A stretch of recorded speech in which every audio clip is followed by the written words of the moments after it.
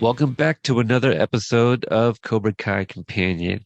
And we are here to talk about another episode. It's been a few weeks, but this is a big episode, not only because of the magnitude of everything that happens in here, but we have a special guest for the first time joining on an episode review. Well, first off, Watch Party, how you doing, sir? I am good. Excited to finally get here and recap this episode. Absolutely, absolutely. So our guest today is, you've heard him before. I wasn't sure if you want me to say your real name. Something came up recently, but okay. So it's Mark, aka Let's Be Water from social media. How you doing, Mark? Hey, I'm very, very well, Peter. Very, very All excited right. to make my Cobra Kai companion debut. Yes, yes. People have heard your voice before when Watch Party and I reviewed episode 2, Mole. So, you're back again. This is one I'll say requested, but lightly. You were basically like, hey, if you would be open to a guest for episode 5, I'd love to do it. I go, say no more. Episode 5, you'll be on it. So here we are. Excessive measure. Is that Extreme. the extreme measure? I knew that didn't sound right. It's definitely not downward spiral, like I said. You're I sent thinking the of link to you you're guys. thinking of excessive force, aren't you? Force, The great well, Thomas which Ian is Griffith classic. Tig's movie. That's what it is. But Mark, why this episode? I'm assuming it's your favorite. Of this season, absolutely. And of the run, it would certainly rank very highly. But I think this is the episode where we get to see kind of peak Terry Silver, as far as I'm concerned. We get lots of good stuff before it and lots of good stuff after it, but this is where the kind of the mask, it really does come off, and I think we see all that menace and all of that intensity that that we all love from the Karate Kid 3. So the show should end on this episode with Terry Silver winning. That should just be it. Done. Boom. More than happy with that. More than happy with just that. stop right here. Right, yeah. Extreme measures, or as I like to call it, the Karate Kid Part 3, Part 2. It's pretty much it is. I forgot to mention this, but it's not even really worth mentioning because it's kind of no news. But for those that are maybe not on social media, that don't follow any of us, there is currently no news on Cobra Kai season 6. It still has not yet been announced. Watch Party, have you heard of no teases at all? Nothing? No, there's been nothing. I mean, really, the only news we have a little bit just is Cobra Kai adjacent stuff. They wrapped Obliterated. And I think Blue Beetle got a release date. Yeah. August 23rd. Does that sound right? Something. It's still a ways off. Oh, that's all. Right. And it's got a really fantastic poster, kind of a metallic design of the Blue Beetle logo. So I thought that was pretty cool. Some Sholo sightings for maybe not quite promoting that yet, but he's they're asking him about it. But I know he was also show that is, he was also out there kind of rooting for soccer, so that was a big deal recently, or is it still going? The World Cup. Let's English, ask the man where football, as they say back in England. Yeah. So for us English, of course, it's not still going. Sadly, we were knocked out by France on Saturday evening, but. I mean, here's a weird thing. So, embarrassing! As a fan of, right, I know, and for football fans, on penalties without it even going to a penalty shootout, which, if you know English football history, is kind of just salt in the wound a little bit. But the funny thing is, I grew up as a fan of, I'm going to say your guys' football, right? The NFL. Okay. So, whenever I'm talking to Americans, I always have to make the distinction of, I'm a big football, no, your football, not, not soccer, your football. So, it's kind of a role reversal here. Do you have a team, NFL team that you follow? I'm a Broncos fan, Okay. I'm going to date myself slightly and say I'm a John Elway guy. Okay. I know the name. Well, there you go. Yeah, that's interesting. I know that Akihiro Kitamura. He was following Japan, obviously, previous interviewee who played young Sato, for those that don't know. And definitely a bunch of people following Mexico, like Sholo, which it was really funny. Somebody had shared the clip, like a news clip, where he was being asked about it. He turns around and it's very nonchalant, and apparently the person with the microphone did not recognize him as one Sholo Maraduena. So I thought that was hilarious. Yeah, it's kind of like, wait a minute, spit take. Wait, is that Sholo? Then let's see who else is rooting for anybody else. So, who are still in right now? In the World Cup in the running. We're down now to who is it? Morocco, Argentina, France. I want to say in Croatia, I think. So it's not four teams that you would have kind of at the start of that tournament expected France, yeah. I think definitely, but Brazil, that makes going it exciting, out, right? They're kind of all underdogs. It sounds like. Yeah, so it's and I think this is why us Brits kind of felt like we had a chance of it being our year, but there we go, wasn't to be. Yeah. Well, this one is going to date this episode a little bit, but that's all right. It was a huge one. It sounded like, I feel this is the most I've ever heard about the World Cup as it's happening. On social media, but not a whole lot of other things are going on around in the world. No. But yeah, again, that's pretty much it for the news for Cobra Kai and adjacents. Obliterated finished filming. We're waiting on more news from Twisted Metal, from showrunner Michael Jonathan Smith, writer of Cobra Kai, and Sholo's film, right? No other things from Jacob. I know Peyton had that one movie. Oh yeah, was it a movie or a series? No, there was a movie. It was a movie. That's right. Because I know it was like on a demand. direct, not direct. Yeah, on demand. That's the word I'm looking for. Like it was a go pay for it or something. Right. It's the friendship game for those that are interested. Yeah. The friendship game, and that's probably it. I don't think any new announcements on projects, but as the last thing that we understood was that after Obliterated was wrapped or whatever, that's when they would kind of start the writing process ish, for Cobra Kai, but it also hasn't yet been announced, but that doesn't mean that they can't start it either, Yeah, it's worth noting seasons 4 and 5, they were writing the season long before it was ever announced. Right. So, and season 5 was unofficially greenlit at the end of one of the season 4 trailers. It just says season 5 in training or something like that. So that was kind of the reveal. So that was kind of like I thought it was a kind of that was like season 4, right? Was it season 4? Yeah, because it was when it started on Netflix, right? Yeah. Okay, misremembering the details. I knew that it seemed a little bit longer ago for it to be, between seasons 4 and 5. So that makes more sense. Yeah. Really. So, okay. All right. So Extreme Measures, episode 505. This one was directed by, and he's quickly becoming like one of my favorite writers, but I like them all. I love all the writers, but Bob Dearden, who has written, many of the, not many, a couple of the previous season finales or mid-season finales, but very memorable episodes for sure. But Bob Dearden, writes this one, and, returning guest director is Jen Salata. Now, I believe the last one she did was, correct me if I'm wrong, Party Time, right? Wasn't that one of her? It might have been. She's done like 2 episodes each season, right? So I don't remember. I feel we were missing her like around 3 or 4, like somewhere around there. I'm just going to pull it up real quick because I know for sure that the first time that I recognized her name was from, Esqueleto, from season 1. And that was like the shortest season of that episode. And so much happened.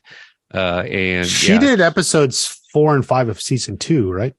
2, 3, or maybe 3 and 4 of season 2. Oh gosh, you could be right. I'm trying to look up the, for season 4. Let's see. So she's got season 2. She did Lull and Glory of Love.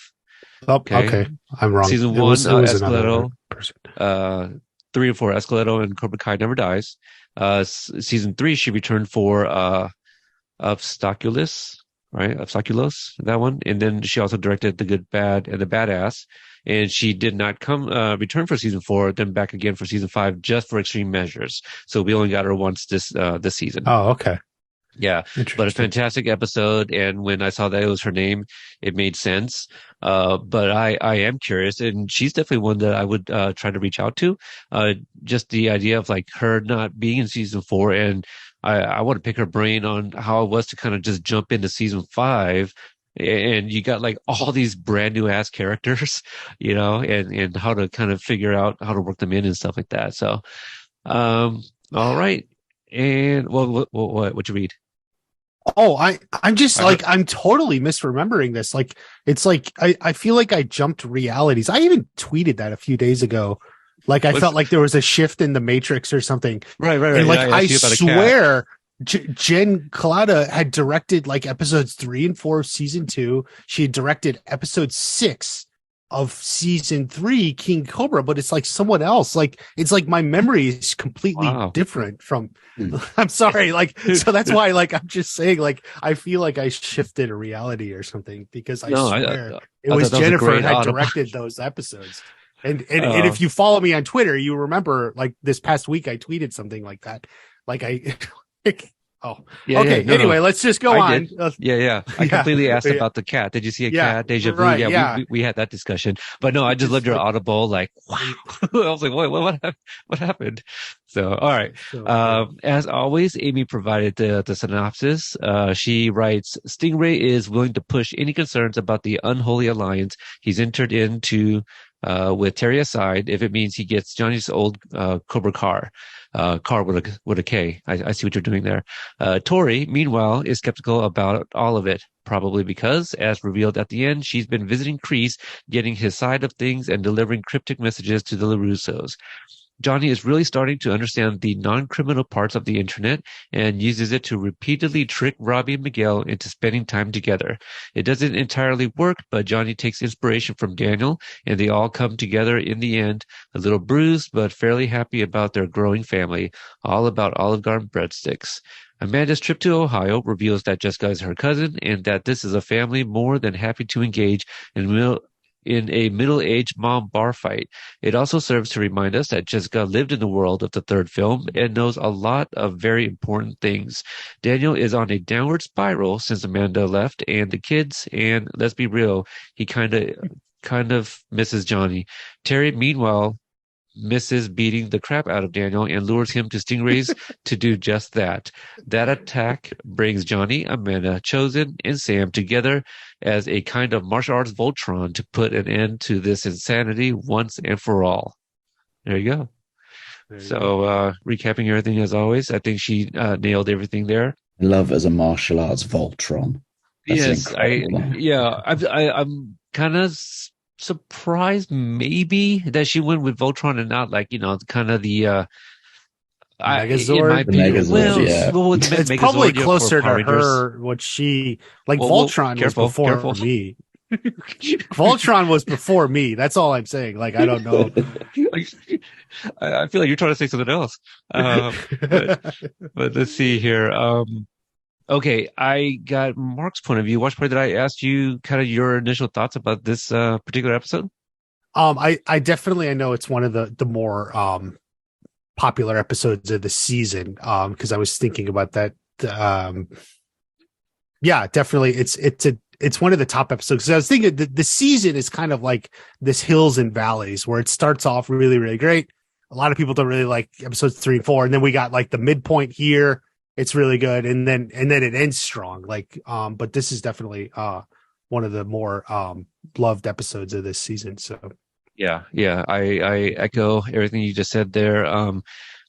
I don't know if I have a clear favorite episode. I mean, they just run into each other. They're all very important, and there's a lot of parts from each episode, even episode 4, for those that kind of remember some of the feedback towards the end of our review of that episode. A lot of people were kind of down on the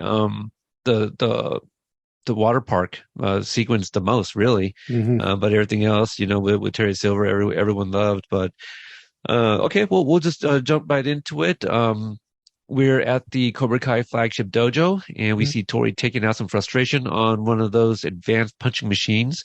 A few of the Cobras are taking notice, including Big Red in the background there.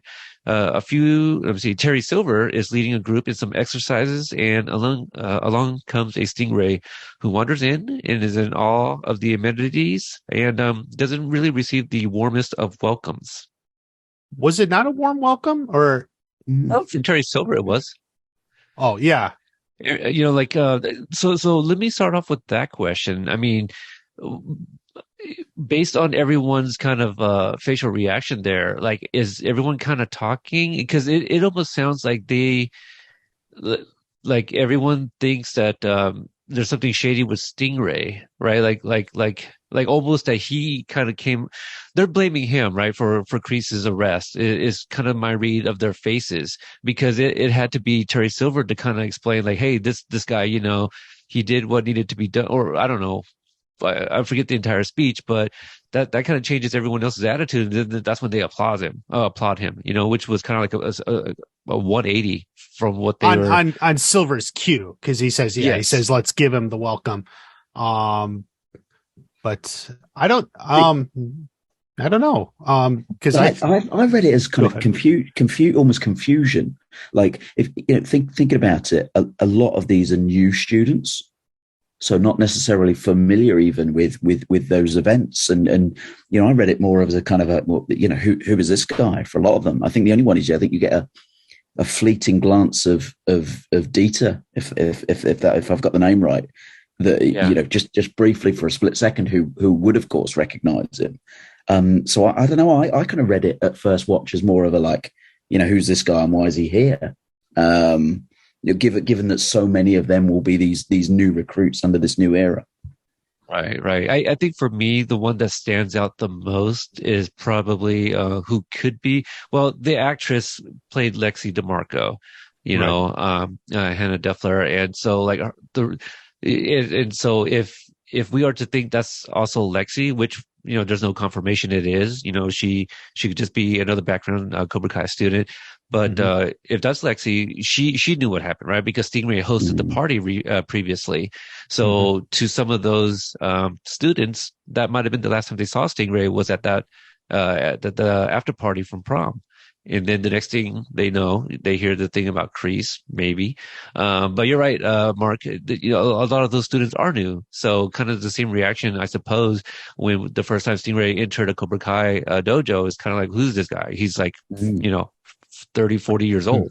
So, well, and I guess it was the gossip in the dojo too about what happened and everything. So, in fact, because they were even kind of talking about it, and Silver even brings it up, I think, in episode 2 at the beginning where he talks about Sensei Kreese or something. So I guess it's like the gossip, and everyone, at least initially, is like, oh, like you see that the person the gossip was about, right? Yeah. So maybe that's kind of the reaction that was going through to everyone there.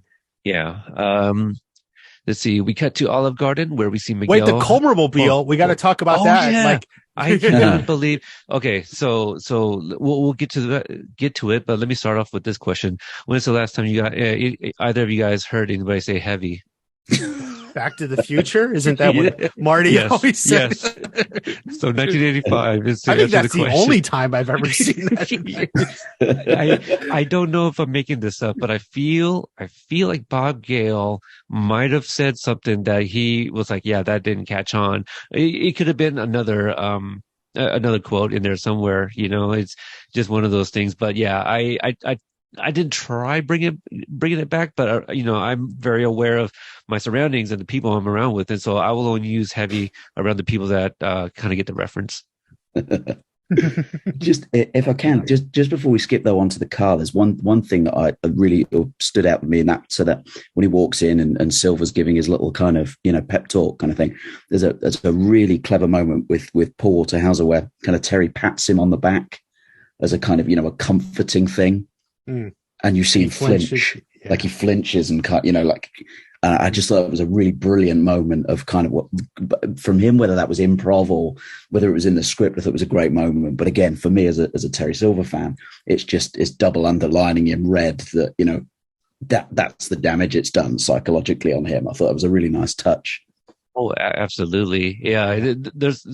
I can only imagine everything that's running through his head, right? You know, he obviously got, brutally attacked by this man, and he hears all these words, and, you know, he does kind of flinch during that one point. But then there's the other point where he's talking about, like, yeah, you know, he's a soldier standing tall or whatever. Then you know, he has to kind of adjust himself and stand erect, you know, so I kind of like that too. So there's a lot of, going on, in Stingray's mind right now.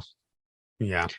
But yeah, for what happened, he gets rewarded, question mark, you know, with the Cobra Kai mobile, which WatchParty I feel was in our prop bets perhaps for season 5, the return of the Cobra mobile at some point. Oh man, I don't remember. It could have been. Gosh. Yeah. We really got to go back and at the very least a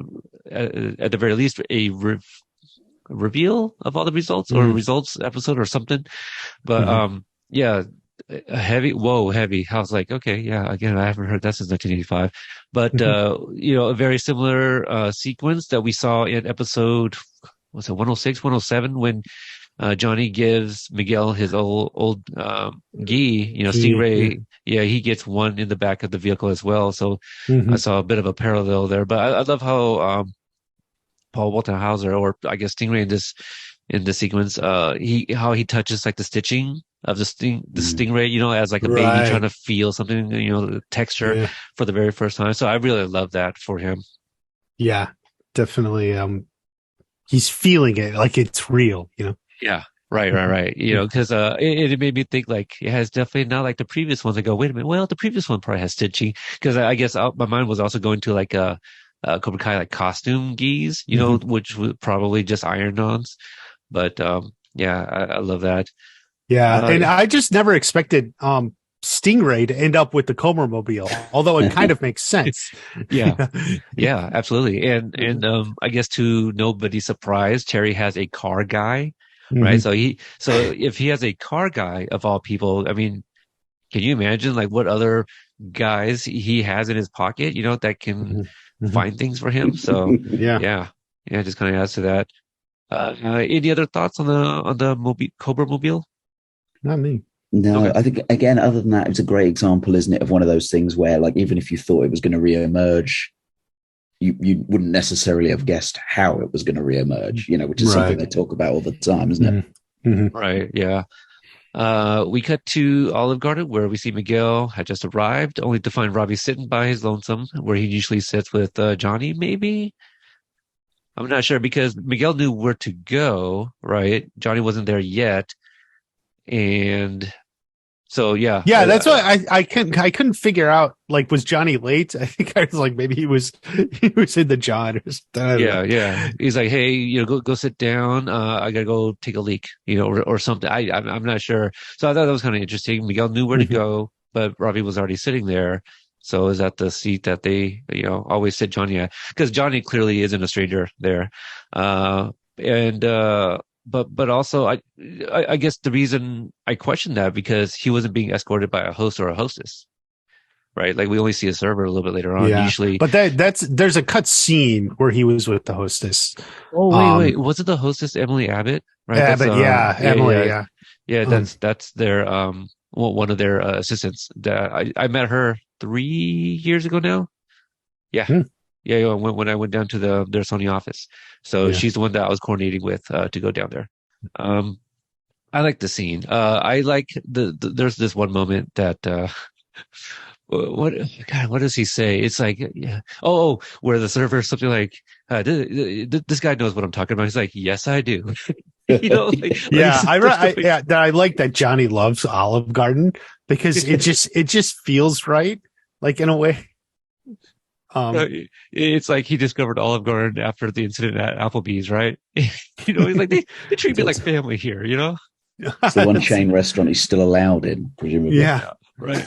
It's the breadsticks, you know? To Johnny, like that's like WatchParty. I feel like you've used when we were talking about like Terry and his coffee choices. What was the phrasing, or the high end, or is it high end that you were saying? Right. So this is like his high end restaurant, you know, like Olive Garden, like this is super fancy. So you can't act like Peak Johnny inside Olive Garden. You gotta be respectable.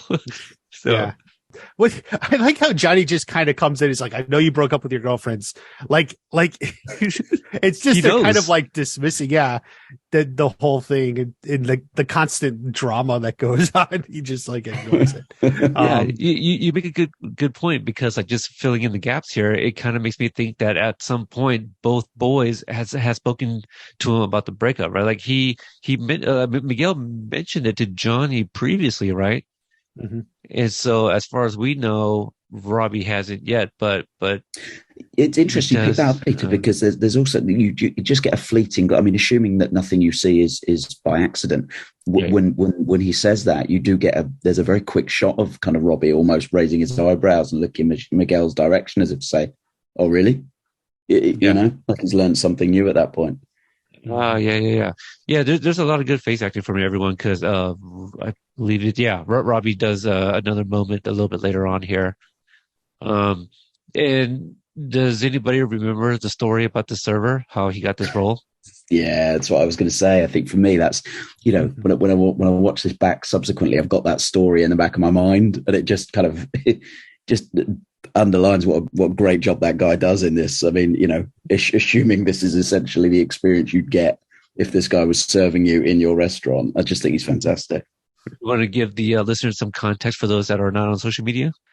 Yeah, I can't remember who the interview was with, but I think this was John talking about how kind of like when they're shooting in Atlanta, there's a restaurant that they go to, and this guy was their server. I've got that right? Yep. Yeah, and, I think it's an Italian restaurant, not Olive Garden, but like an Italian restaurant. I know it was, but and they were they just loved his demeanor. And didn't it start with kind of like, let's write it in this style, and then got to, well, actually, why don't we just get him to do it? Yeah. That's kind of how I remember it went. Yeah, and it may not have been in an interview. Like it could have even been on Twitter. Possibly, yeah. So he answered somebody, and that was kind of a fun story. Mm-hmm. All right, let's see here. So we're back at the LaRussos, and a disheveled Daniel is walking around the living room. He picks up a family pic and ponders, how did I let Terry Silver get into my head? Mm-hmm. You just mentioned we were talking about the coffee, and I made a note that they have this cheap little coffee machine right next to their $2,000 espresso machine, like because Joseph goes for a cup of coffee, and I thought, what the heck? That's funny, yeah, because that's I wonder if it's the same, like because they had to recreate that, right? So they're no longer filming in the house because it was up for sale. Mm-hmm. But I wonder if, like, I guess maybe pictures, from like the continuity book or something, right? Like how do they kind of match up the props and the items that were all in that kitchen or in the household, for that matter? I wonder if they had to match everything, or did they get the same stuff from that house? So I'm sure they just bought all the same stuff, but I don't think that coffee machine was there before. I didn't double check, but I don't know. Yeah, I just new. Mm-hmm. You think the cheap one is new? Yeah. Because the espresso machine's been there since the beginning, so I don't know. Because I thought they just put it in there because Chosen walks to it. Like maybe it was like written in the script. It is. Yeah. Was he's a man of habit? He's a man of routine. Maybe maybe that's kind of was it? Maybe Daniel bought that for him. That's a machine he's familiar with. Maybe he doesn't need anything fancy. Mm-hmm. Let's see. We go to Amanda's mother's house where we meet Mama Joanne Steiner. Wait. We missed the newspaper. We should talk about that. I missed the newspaper. Because they spot the newspaper. Yeah. So I got sidetracked on the coffee machine. Sure. Yeah, Chosen. We covered the really important stuff first. That's why you come here. So Chosen's rummaging through the mail. It's fine. He's currently a tenant there. It's fine. And it finds a newspaper clipping of an article with Kreese and Stingray, and somebody wrote liar on it.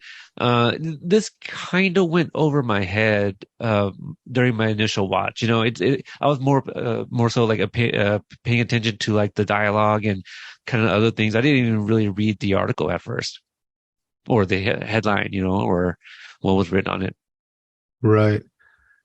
Yeah, I saw it, but I thought the funny thing is I didn't know who it was from. I assumed it was from Stingray. Right. Like I kind of that, thought that because too. we just reintroduced him. And you saw that in the episode, Stingray was unsure of himself. So maybe this was like Stingray's way of trying to make right. His conscience getting to him, or his conscience getting to him. So, and I think that is intentional in the writing and directing and everything. We're reintroduced to Stingray, and then we get this mystery, put in with an address on it, even so. But yeah, that's what I thought originally. So, they did a good job at fooling me on my first watch. Yeah. I mean, the thing I love about this is the sort of the positioning of Kreese as this kind of jigsaw type figure, like from the kind of the Saw franchise. This sort of cerebral mastermind. Of course, we don't know that at this point. It's revealed toward the end of the episode, but just kind of, this guy's sort of fearsome and all of those kinds of things. But now we know he's got the string to his bow of this kind of. This game playing from remotely with his own sort of puppet. Yeah, and also we only get a little bit of him, and this is jumping ahead a little bit, but I do remember.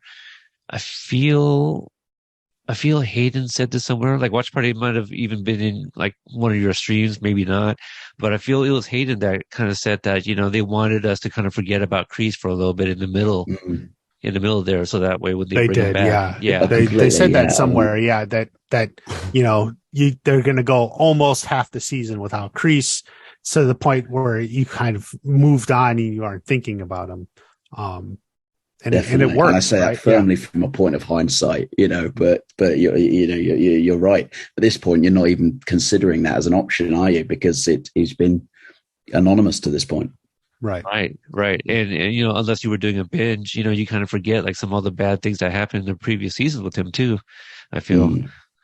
Let's see. Amanda's mother's house. Yep. So we meet Joanne Steiner, who is Amanda's mother. I'm sure Joanne is somebody that Bob Dearden knows, but just throwing it out there, that's my wife's name too. Could be a nod, could be maybe not. I don't know. Mm-hmm. She's playing some cribbage as we get a knock at the door, and we find out that Jessica Andrews is Amanda's cousin. So Jesse and Mandy, they reunite. So my jaw dropped when this happened. Yeah, mine too. Yeah, I basically, my reaction was very much no fucking way. They did it. It was the same reaction I had with Allie, because I was just like, they actually did it, right? Like I thought that, it was too easy. Everyone's expecting it. So maybe they weren't going to do it. Like this is when we were still feeling out the whole, to take a quote from Josh Heald, we like to use the viewers' expectations against them, right? So I thought, okay, maybe that would be not giving us Allie when we've been wanting it, but to kind of throw us off with episode 203 with the fake doctor, or she's a real doctor but not Allie, and then bring her on in episode 9. I guess this is season 3. If I said 203, I meant 303, but yeah, that was a huge surprise. This one was, and we'll get to it when we get to it, but I love the way she was used here in this episode. Yeah, I agree. I thought it was the return of legacy characters at this point is less surprising than it might otherwise be, but I thought the way they've worked this return and who she is in the grand scheme of things is what really shocked me with this one. I thought it was so clever. Absolutely. Yeah, I was just I think because I was still watching it live. I was live streaming and I was just stunned silence, like I was trying to figure it out. And now we had seen, if you were saw Right, that right. Blake Lively was at the premiere. So like Yeah. it's okay. She's probably going to show up at some point. You say Like Blake? he just didn't know. So yeah, it was total, shock to me. Like in fact, like a lot of things in this scene shocked me. Like weirdly, I was also shocked. Well, you know what? It wasn't this scene because you mentioned it, but it actually wasn't the scene. I'll wait, Okay. till, So because it's at the bar. okay. But yeah, I just like it probably took me a good at least minute to like just even process it. Oh, sure. Yeah. Yeah. I'm not trying to brag, but since I saw an early screening of it, Mhm. so I knew that Robin Mhm. Lively was in it. Right, So right. when the premiere happened, was it like 2 days before Yeah, it was like the? 2 days. Okay, so the premiere Yeah, happened, and when it was revealed that Robin Lively was there, I was like that. I thought that was more shocking to me, than knowing that Mhm. she was like in the season. I was like, why the hell? Like this ruined everything. That was my opinion. Then this was somebody revealing that Bruce Willis was dead all along in Sixth Sense, right? I was like, no, like you guys took the reveal away from those people, but many people were still very surprised because she was out there saying like, oh well, my friends are in town, from the Karate Kid 3, and I just wanted to support my friends, that kind of thing. I'm like, okay, Mhm. well, good. At least she's trying to throw off the scent, and I was Mhm. also. I wasn't doing a whole lot of it, but I was trying to do like some little damage control. Like, oh yeah, that's, how cool is it to see them all together again, kind of thing, trying to just, yeah, I was just like, oh my God, she's there. Why is she there? Like, that's a big secret. Yeah. I'd be interested on kind of hearing that because clearly, like it wasn't a surprise, right? Like Robert Lively didn't literally just stop by, right? Like clearly she was invited and all that stuff. So I kind of want to Right. hear, like maybe what was TB3 thinking? Like how would the fans react, when pictures of Robin Lively would start surfacing, that she was at the premiere. So Yeah. yeah, real, really cool moment. Mark, you got anything else on this kind of interaction? I know we get a call back to the bag of mac and cheese that she brought. Yeah, again, lovely little touch, wasn't it?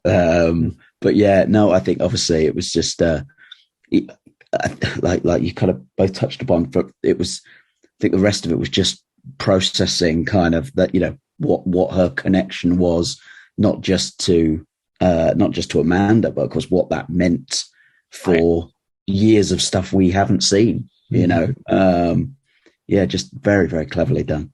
Yeah, fits it Absolutely. in. Yeah. I noticed that Amanda's mom says marriage became obsolete when we invented electricity and television. I think is she down on marriage? Yeah, I do wonder why. I mean, we don't What have is this? any Is kind this of. something to do with the early? Is this something to do with the affair?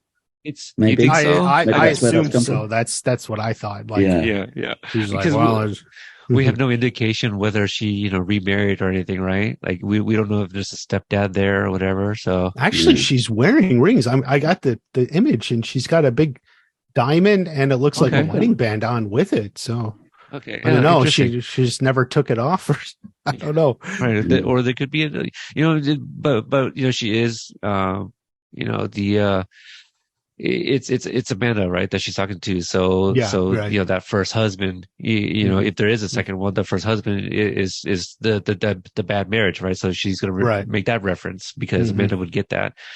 Um, all right, let's see. So we go to Johnny's apartment. He brings Miguel over, and we find out Johnny's told him Robbie wouldn't be there, and apparently has turned this place into an escape room. Johnny has been interneting and found strategies for building trust and teamwork through cooperative exercises. Cooperative exercises. So I may get this wrong. So my apologies. I feel it was Kiara that, at least that's my earliest memory. Kind of, I believe she was one of the first like screenshots of like, oh, look at Johnny's artwork. Like he's got some skills here, basically. And she's not wrong. Like we're assuming that Johnny drew those, right? Or do we think that Rose drew it? Maybe the wanted posters hanging up. Are they good? I mean, I guess it's better than I could draw. I'm not They're the pretty artist. decent. Let's They're ask pretty the decent. artist. Yeah. Let's ask the artist. Yeah. So what do you think, El Agua? Yeah, so as I guess as the resident artist in the in the group, yeah, I think it's a great effort. I was more impressed with his, although I shouldn't be. I guess he's clearly, we've established he's a good handyman, but the sculpture I thought was more impressive. And I just wonder how many days worth of drinking does it take to create enough empty cause cans to build a cactus out of. Yeah, I'm sure they were just laying around from the previous days. Perhaps, Yeah.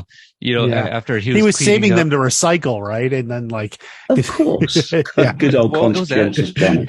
But also he recently just cleaned up, right? Like maybe he cleaned up and these were all the bottles in the bag or the cans in the bag and he just opened it back up. But I think one of my biggest questions about this sequence is that, Miguel comes in and then Robbie comes out of his room, but has no reaction to all the setup. So do you think it's more of like he has tunnel vision because he sees Miguel there, or it's like Robbie already stepped out a few times and saw what was going on, right? Like, at some point, I think like Robbie just expects crazy things in Johnny's place. Like, I think that's almost part of the joke of the whole thing. Like he just walks through like, whatever. Yeah, comes through the double doors. It's just like, yeah. Well, I heard some, hammering and whatnot earlier, I guess. But I love how like Rose comes in and she hits like a specific mark. So like she, her and Johnny, like I like to imagine that they were rehearsing a few times, right? Because she even has like a line that she's written in her hand. Really sweet moment. Right. I think the thing that really got me with that bit is so I didn't pick up on the Young Guns 2. Like I didn't understand that's what he was kind of reading out, but just the bit where he says, you're Chavez, obviously, just like so subtly, but like I think that line really got me. See, it was happening. It was happening way too fast for my mind to process. But when he said Spurlock, I was like, that name sounds familiar. And then once like, Young Guns 2, I was like, oh, that's right. I think Spurlock was Kiefer Sutherland's character, if I'm not mistaken. Yeah. I don't remember the last time I saw Young Guns 2, but I reviewed the first Young Guns like, I don't know, 4 or 5 years ago. And I enjoyed it so much. I was like, man, I got to go back and rewatch part 2. And I was holding off to do like a review of that. I didn't want to just watch it. Cause I was like, well, I want to do both movies if I could. It just never got around to it. But I don't know if either of you guys seen it in recent memory, but I do wonder if the specificity, him bringing up, I guess it could be because of the plot, but Young Guns 2, like, I don't know if this says anything about like Johnny liking maybe this, like, the sequels that maybe are not so great to the original kind of thing, like the whole like Iron Eagle versus. There's like a meta thing to it, the whole thing. Yeah. Perhaps. I don't know anything about that. That's an interesting take. It's a specific choice again, though, isn't it? And again, you just have to assume that it's come from somewhere. If it's not plot driven, it's somebody in the writing team's got an affinity for that film. None of this stuff comes from thin air, does it? Yeah. Because I feel like in my first interview with John Josh and Hayden, like there was a reference made to Iron Eagle, and I feel Hayden might have said something about Iron Eagle. Just kind of like a little jab at it. And I think Josh Hill was like, hey, like he was defending it as it was a good film, kind of thing. Like I'm kind of misremembering the details, but yeah. So I do wonder why Young Guns 2. So that's something I'm going to look into, but obviously I'm going to try to reach out to Bob Dearden and have him return, talk about freaking, episode 5 and 10, which he wrote for the season. Anything else about this particular sequence? Thoughts? I had something because your word for the season was like maturation or whatever. Everyone's maturing or something. And I remember like I even noticed from Robbie, like so this episode, obviously one of the major plot lines here is Miguel and Robbie. They're just at odds with each other. They don't like each other. They hate each other. But Robbie has a line when he comes out. He says like, you two, you have your thing, whatever. That's an actually progress from Robbie there, because he can at least acknowledge that Johnny does have this relationship with Miguel, and they got something going, and he's accepted that. So, Robbie has already progressed now, even before, what will happen at the end of the episode. Absolutely. This was one of those, not this specific sequence or moment, but that's an example for sure that I picked up on, just even Robbie's maturation. Absolutely. Yeah. And then Rosa, there's a part then where Rosa's talking to Johnny then in Spanish, and he actually replies back to her. So he's learning more of that Spanish here, at least from Rosa. The two of them can kind of communicate in their own way. Mm-hmm. Yeah. And there was like no hesitation, right?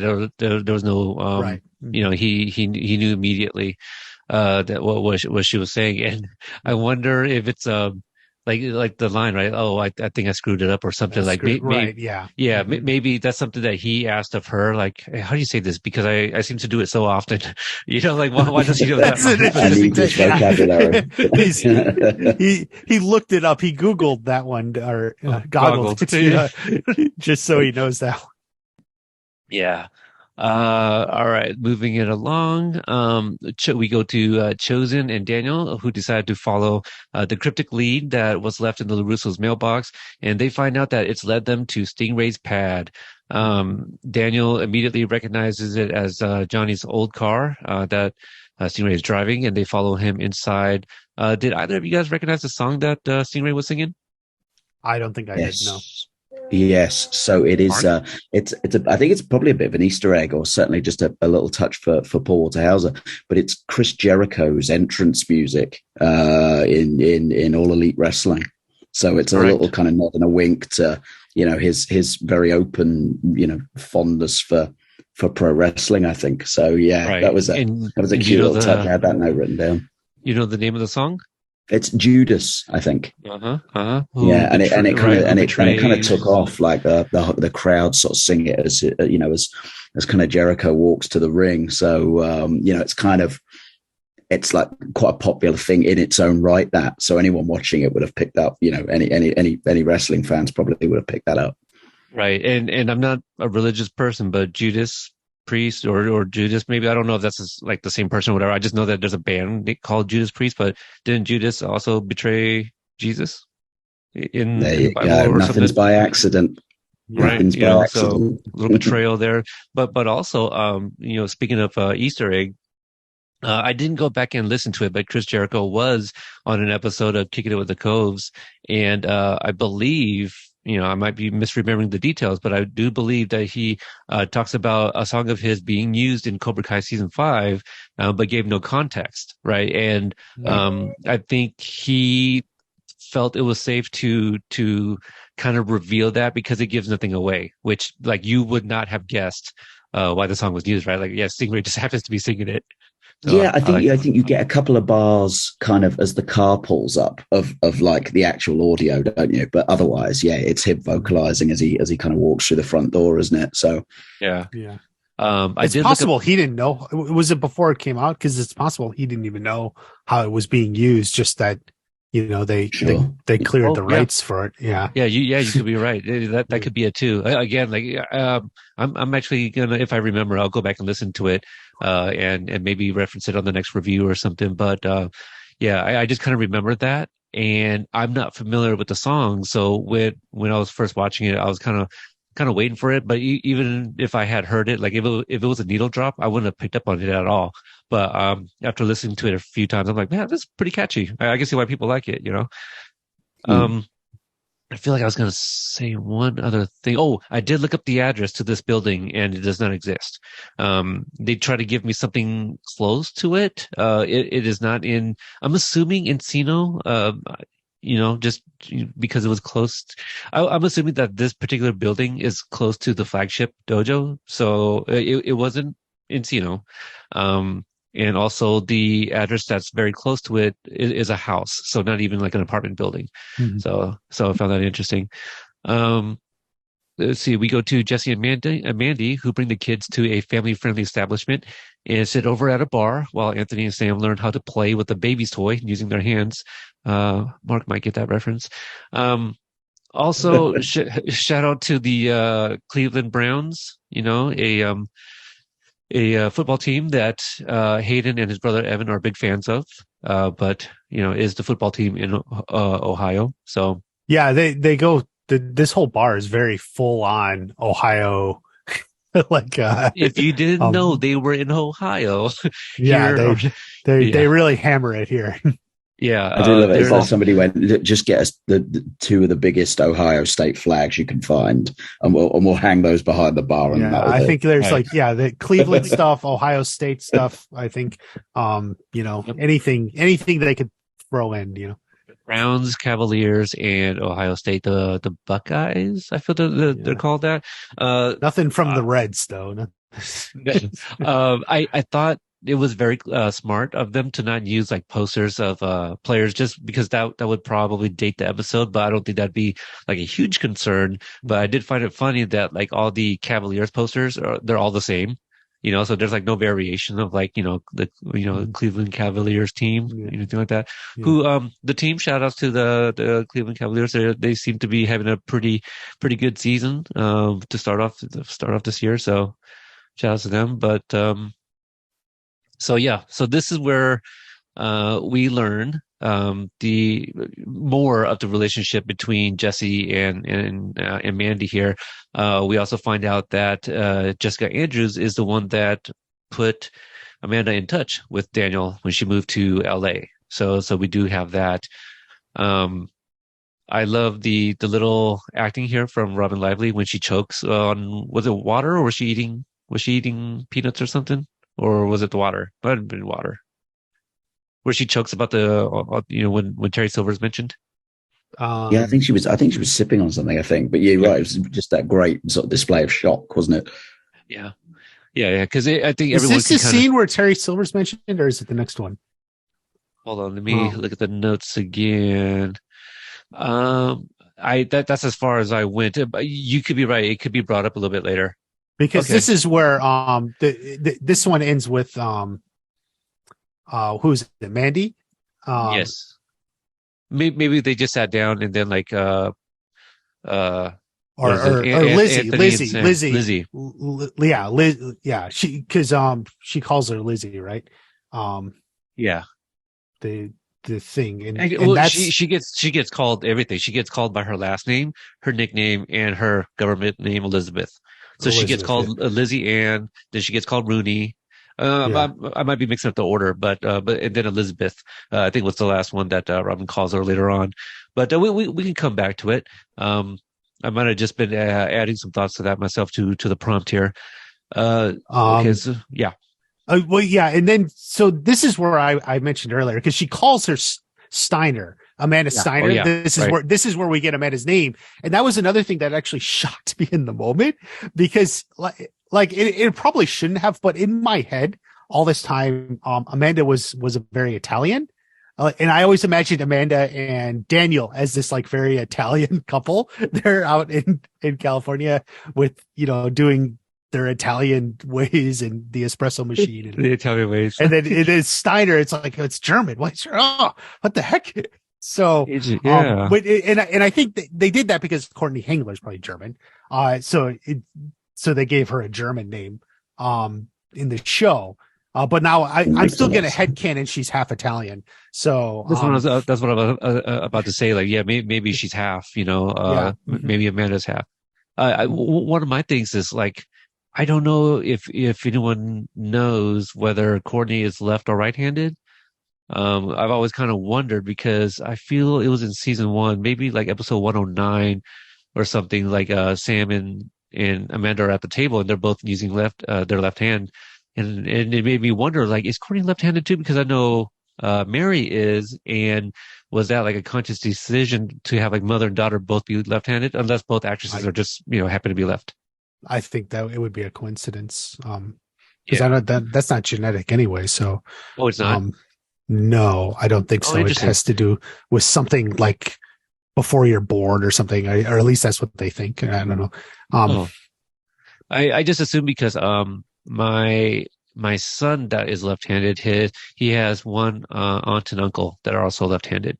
I mm, just thought it was genetics. So somebody smarter than me will know yeah, and correct me. Um, so we cut back to Johnny's apartment where we see him trying to remove the glue from his windows. He hears a knock on his door and apparently couldn't see Daniel because half of his window blinds was blocking him, at least from our vantage point. But yeah, Daniel shows up drunk and needs Johnny's help against Terry Silver. yeah. And so Daniel's getting himself into it now. So this is the reversal essentially from where we've been in the series so far. Um, Johnny's focusing on family stuff. Daniel's unhinged. Yeah, and Daniel even says to Johnny, "Since when do you ever leave well enough alone?" Right. So it's Yeah. like projecting maybe from Daniel. No, That and there's absolutely. the line of you started this whole Cobra Kai thing. Right. That that line I loved as well. Mhm. Like the audacity now of walking away from it. Right. Yeah, because clearly, Daniel blames him since season one.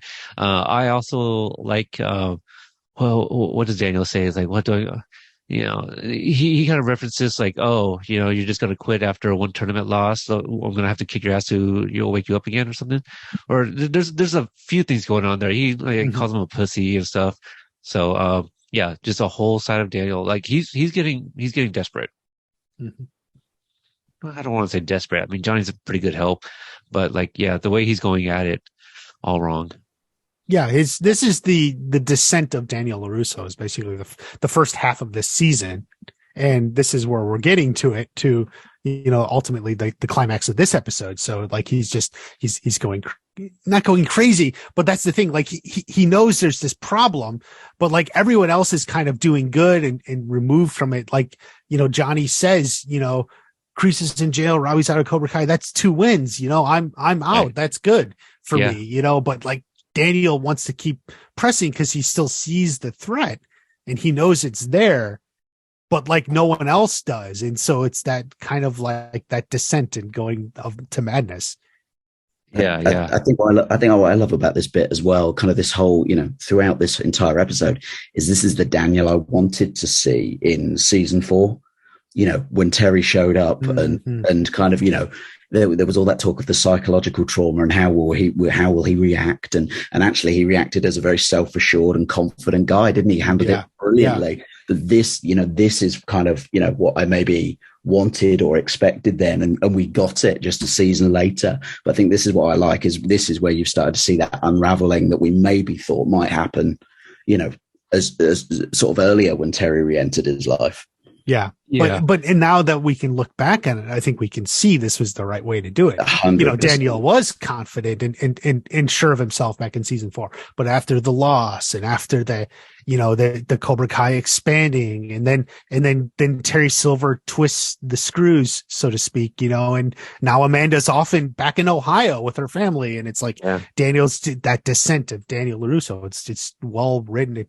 Very well performed by Ralph too. Well, absolutely. Yeah. This is an entire, plot right here. It's very well constructed. You WatchParty, you just said like, loosen the screws. Like I would debate that he, like, well, maybe not debate, but kind of add to like maybe loosen the screws on the like LaRusso car, or like the wheels, right? So the wheels would fall off. Like they easily could have given us this Daniel in season 4, which, Mark, like what you're saying, I feel a lot of people were probably expecting that.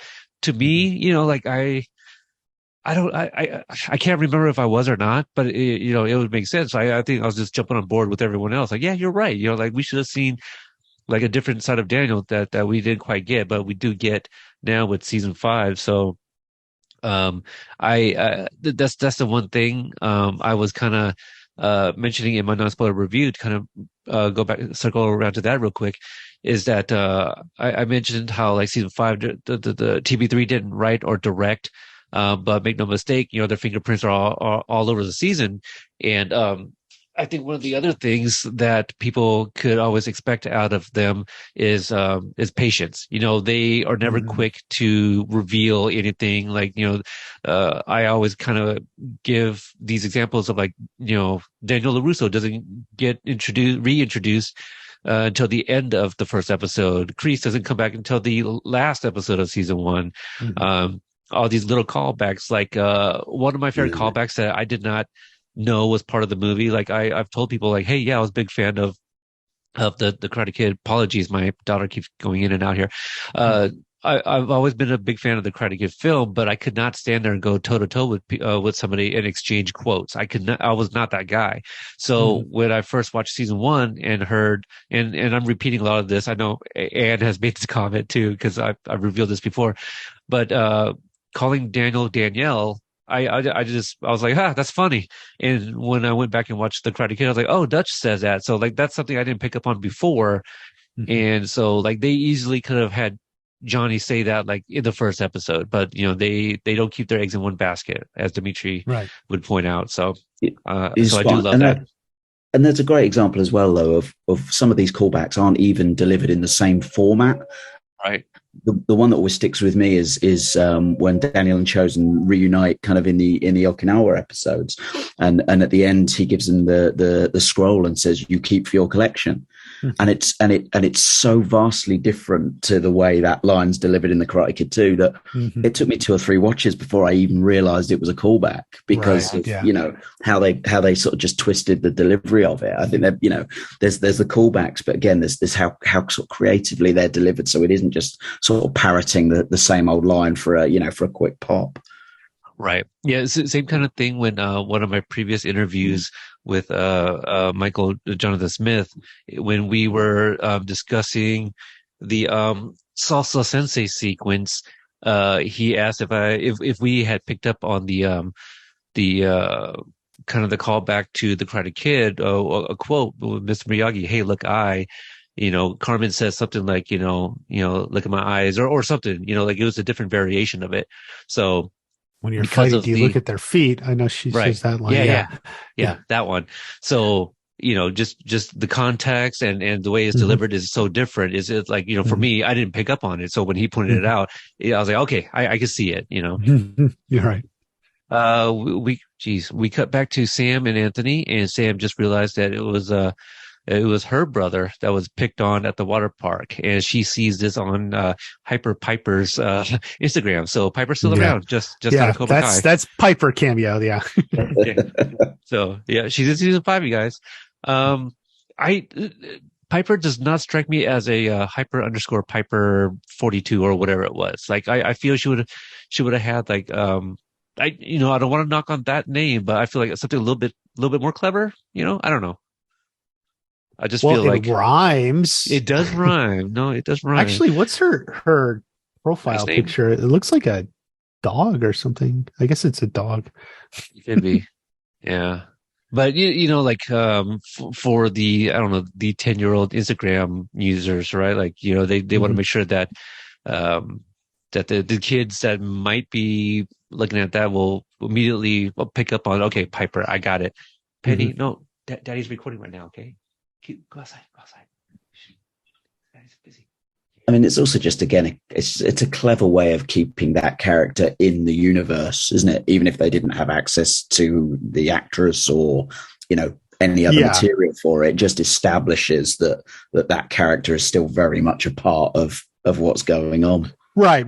Yeah. There's still, exactly like you said, in universe. It's kind of like in season 2 when Yasmin. What is it? Yeah, they were looking at Yasmin in Paris or whatever. Very, very similar way of doing it. What was her username? I'm going to judge them all. I mean, because Johnny Lawrence was pretty. Like, we get that one. What was it? Sensei Johnny Law. Wait, I kind of forget it already. Yeah, that'd be interesting. There's got to be a list somewhere of everyone's usernames. All right. Let's see. Any surprises that Sam didn't know it was him? I think if you think about it, and then, kind of just thinking back to that sequence, like Sam, she was trying to stay away from like karate things. So if there was like a altercation involving like those I mean, not Cobra Kai, but yeah, Cobra Kai, but also karate related folk, she would, avoid it. And so like, yeah, maybe she didn't see that it was Anthony that was a part of that. He just happens to be sitting next to her wet. Well, he obviously didn't tell her. Yeah. And Right. didn't want her to know. And the thing I made a note, and I think it's an interesting thing, is because Anthony's like, well, maybe I kind of deserved it or something. And it's kind of, yeah, that's what he says. I kind of deserved it. And that's sort of something a lot of people have talked about. Like, you go back to season 4, there's a lot of people who's like, well, when Kenny kind of went at him in the locker room, he did kind of like deserve it or something. And then even if like you were kind of an asshole, at what point, like, okay, you're done deserving it. Like, has Kenny gotten his payback and now it's just gone the other way and it's too much? I think that's also like a little bit of flipping the script as well. Like, this is not something that you would have heard Daniel say, right? And I don't believe Sam has ever said anything like this. So for Anthony to be, at least in my recollection, to be the only LaRusso to admit, like, okay, well, maybe it was my fault, or maybe it was, maybe something I deserved because of what I did. Just the acknowledgement, that's something different that we're not used to from a LaRusso. And that self-reflection. Yeah. So already ahead of, his predecessors, I suppose. I'm still kind of waiting for the whole family protector thing, though. We'll see. This is the scene that then it cuts to Amanda, and where Amanda brings up Terry Silver. So this is, okay. So this is where he comes up, and then she chokes while drinking the beer. Okay. Right. Yeah. That's okay. Yeah. I love that little bit. So, I've never like poo-pooed on the Karate Kid 3, like on surface. Like, what I didn't like about the third film was how I felt about Daniel and his relationship with Mr. Miyagi. And, that was all like, the wedge was driven by Terry Silver, right? Like he was the one that was the catalyst for it all. But I just thought that, Daniel was a dick to Mr. Miyagi, and that always broke my heart. And I think with Jessica reintroducing her in the way to be like, yeah, I was there, I witnessed this. They did this to me, and they did this to Daniel and Mr. Miyagi's relationship. For Amanda to hear that, I thought was brilliant. But it affects me in the same way as I watch the Karate Kid 3. Like, every time I hear Jessica Andrews tell her version of the story, it makes me tear up every single time. So yeah, I thought this was really good to have her serve this purpose. Yeah, it was a great way to use it. It's an interesting perspective as well, isn't it? Because again, you kind of you sort of, it's easy to forget that she didn't come through that whole thing unscathed. Whether it be whether it be kind of after the bonsai tree planting, or whether it be her getting kicked in the bonsai tree shop, or even the nightclub scene. She was subject to a fair bit of kind of trauma as a result of all of this as well, wasn't she? Yeah, no, absolutely. And like her kind of the choking on the beer, and then when Amanda's like, well, how come you never told me this before? Like, it reminds me of like, I guess like every like Nightmare on Elm Street, right? Where when it's like, how come you didn't tell me about Freddy Krueger? Well, I thought we would move past that. Like it's kind of that same vibe. Like it's a bit of a boogeyman, right? Like, well, I didn't think I needed to tell you. And I'm not trying to be funny, but that's kind of what it takes me to. Like, oh man, like you could have, like we've all been traumatized by this Freddy Krueger, but like I did, it's been so long since we've seen him. I didn't think it was, so that same sort of vibe. So like for me, it's also kind of scary, right? Like, she was trying to move past it herself, and obviously never thought that she'd hear those, that name again. It's such a good take because, as I say, for all of the brilliance that we see of Terry Silver, so much of the dialogue adds to that character and that aura. Her talking about him in that way, Stingray flinching. There's another part, when Daniel confronts Stingray in the apartment where he's talking to Daniel, but as he says the words, Sensei Silver is an honorable man. He looks away. He can't look Daniel in the eyes as he says it. And so much of the dialogue as well is is painting this picture of like you say, this kind of, this boogeyman, this demonic character. I thought they just did such a brilliant job with him this season. Mm-hmm. Yeah, they really did. Let's see. We go back to Johnny's, and I hope this is right. Johnny is giving some really sound advice. What was he telling Daniel here? I didn't expand on that. Is that right? Johnny giving advice? Maybe I meant, I bet you I met Daniel. I think I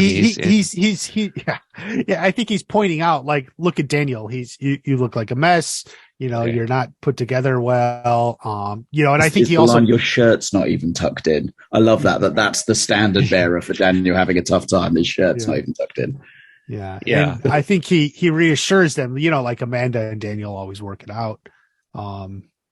There's a lot of things here. And there's one point,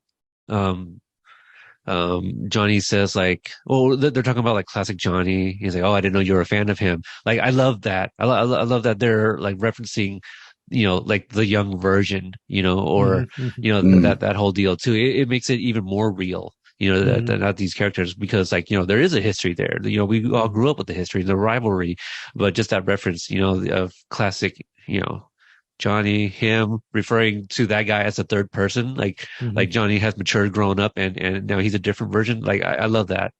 But yeah, no, I forget what he says, that makes Daniel go, there he is. Like, what was that at that point? Oh, because he's talking about the tournament. We should have kept going, not stopped at 3 points. And then Johnny's like, I can keep going. 3 points is all you had in you. That's right. There. That's the one. Yeah. Oh, that's so good. That's so good right there.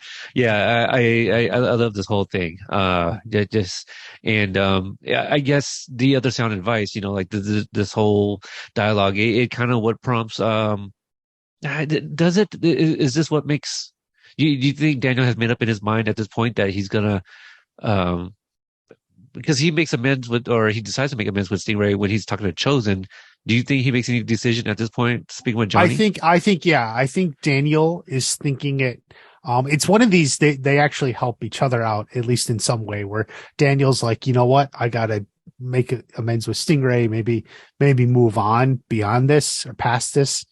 That's where Daniel's thinking. And then of course, Daniel gave Johnny the idea about how to fix it with Miguel and Robbie. Right. I like that. But I don't think either realizes necessarily the impact of what they've said to the other. I think that's the beauty of it, isn't it? I don't think any of them necessarily in that moment have an epiphany. It's kind of only later really that sinks in. Absolutely. Yeah. Just baby steps in the maturation of their relationship. Right. So, they're finally, doing okay here with one another. And now it's just like, all right, now I just got to understand you a little bit better when you're giving, advice. We, go back to the bar here, and Anthony fills, Sam in on Robbie helping him out. And this is also the moment where Lizzie remembers, Amanda's nickname, Babe Ruthless. Now I don't have the actress's name, readily in front of me, but I believe her first name's Sunny, right? Does that sound correct? If anyone, I didn't look it up. Okay, but I think she kind of steals the scene. Like watching her in this, like I would watch another episode, more of Lizzie Ann.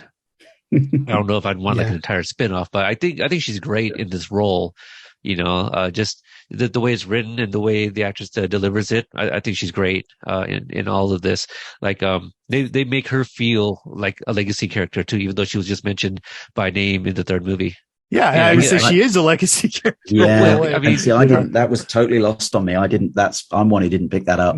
I didn't realize the significance of kind of that as it meant for this encounter. Yeah, I didn't know. The funny thing is, I feel like it kind of took a moment for like whoever it was to kind of bring it out onto Twitter and whatnot. It took a hot minute for people to kind of pick up on that reference. Yeah, so, it was definitely one of the more subtle ones. Yeah. But it's a fun fight. Do you think like now she's getting the payback she needed from 30 years ago in this fight? another character with a 30-year-old grudge to settle. Yeah. See, that's the thing. This little girl fight here we have in the bar. I'm actually like, because Sam is the one that knocks her out, right? Like, and like Sam is number 3rd on my list of who should have done it. Like, I feel like Jessica should have been the one to take her out. Like, let's get some karate from her, and she takes her out. And that would have been cute, or Amanda. Amanda. Just, that maybe Daniel had shown her a move or something. Like, or she studied a little on her own at some point. Maybe she could have done the blocking movement that Daniel improvised with the pottery, right? Like, when she was showing him how to, so there's that one sequence. Like, maybe we could have gotten that as a block, because he didn't show her how to fight, but he showed her the block, and maybe she could have used that. I mean, it'd be a little hard to sell that, like, she's, actively practicing that over 30 years, just that one motion. But I don't know, that it would have been a nice little nod, like, oh yeah, I guess she remembered that blocking. But I don't know, Sam is the one that does know how to fight, I guess. But yeah, so second it would have been Amanda, obviously, right? Amanda, for you, yeah. And I think because I wanted this fight to be for them, the adults here, right? The grown-ups. Right. It's like it's their fight against Elizabeth Ann Rooney, who's been a thorn in their side for 3 decades. Yeah, no, I completely agree, but I do wonder if, again, this is just one of those, like, they were, maybe not a flipping of the script, but perhaps they were trying to just kind of fool us with the Amanda's about to get punched for the first time, right here, because I think we're kind of like, okay. Well, because who else would they be saying, right? Like, WatchParty, you said Sam would be 3rd on your list. I bet you she would have been 3rd on a lot of people's list too, right? Yeah. And so, like, we probably would have been expecting, an actual punch to Amanda's face or something. So if had not been for Sam, she probably would have gotten one. But yeah, I love all of this. I don't know if anyone noticed, there is one bar patron, a gentleman who's sitting on the far left, who pays no mind to this altercation while everybody else is listening. It'd be like those guys eating at the diner in the season 2, in the sort of in the diner brawl, like, who just seem to be sitting around eating their food, oblivious to this teenage karate gang clash happening. Well, right? yeah, fights in a bar in the Miyagi verse are common. Like that's like it happened also in season 2, episode 6, when the guys were there. And of course there's a fight in the bar. It just happens. Yeah, I was looking for it. I go, there's got to be someone that's going to be standing out, and everyone was up and watching the fight, and one gentleman never turns his head, just looks, just straight forward. So I wonder who that was. Like, it'd be funny if it was like somebody part of the crew, and kind of like how we learned. Tanner was like an extra in one of the Mexico scenes when we see like little Luis and Miguel talking, so something fun like that. Any other thoughts about this little fight? It is a good callback when you figure out that who Elizabeth Ann Rooney, like the character is. It does make the whole thing a little bit more fun. So it's like on the rewatch and everything. Well, absolutely. And I guess one of my other questions, and I don't know if you guys have any thoughts on it, but I do wonder why go with the choice of having one of Lizzie Ann's friends strike first, right? She's the one that her blonde friend there throws the first punch, That was kind of interesting. Yeah. Because as bad as the villain is, it's the villain's henchman or number who's even worse, right? I was going to say that. She's the dentist of the group. Yeah. There's the real MVP is the one laying on the floor holding Amanda relentlessly by the ankle. If you watch that back, that's just hilarious. Yes. Right. And I think both. Well, I think Robin shared it first. Sorry, but if I don't have the details right, but there is footage out there of them like rehearsing this sequence. So that's a lot of fun. A little behind the scenes.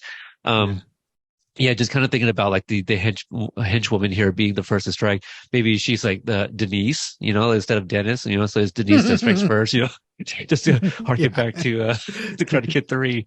Little nod. All right, we got Daniel. Daniel goes to. Did I already say Babe Ruthless? Did I mention that, the nickname? You did, which brilliant. Okay. Yeah, I thought that was when she said it. I thought that made sense too.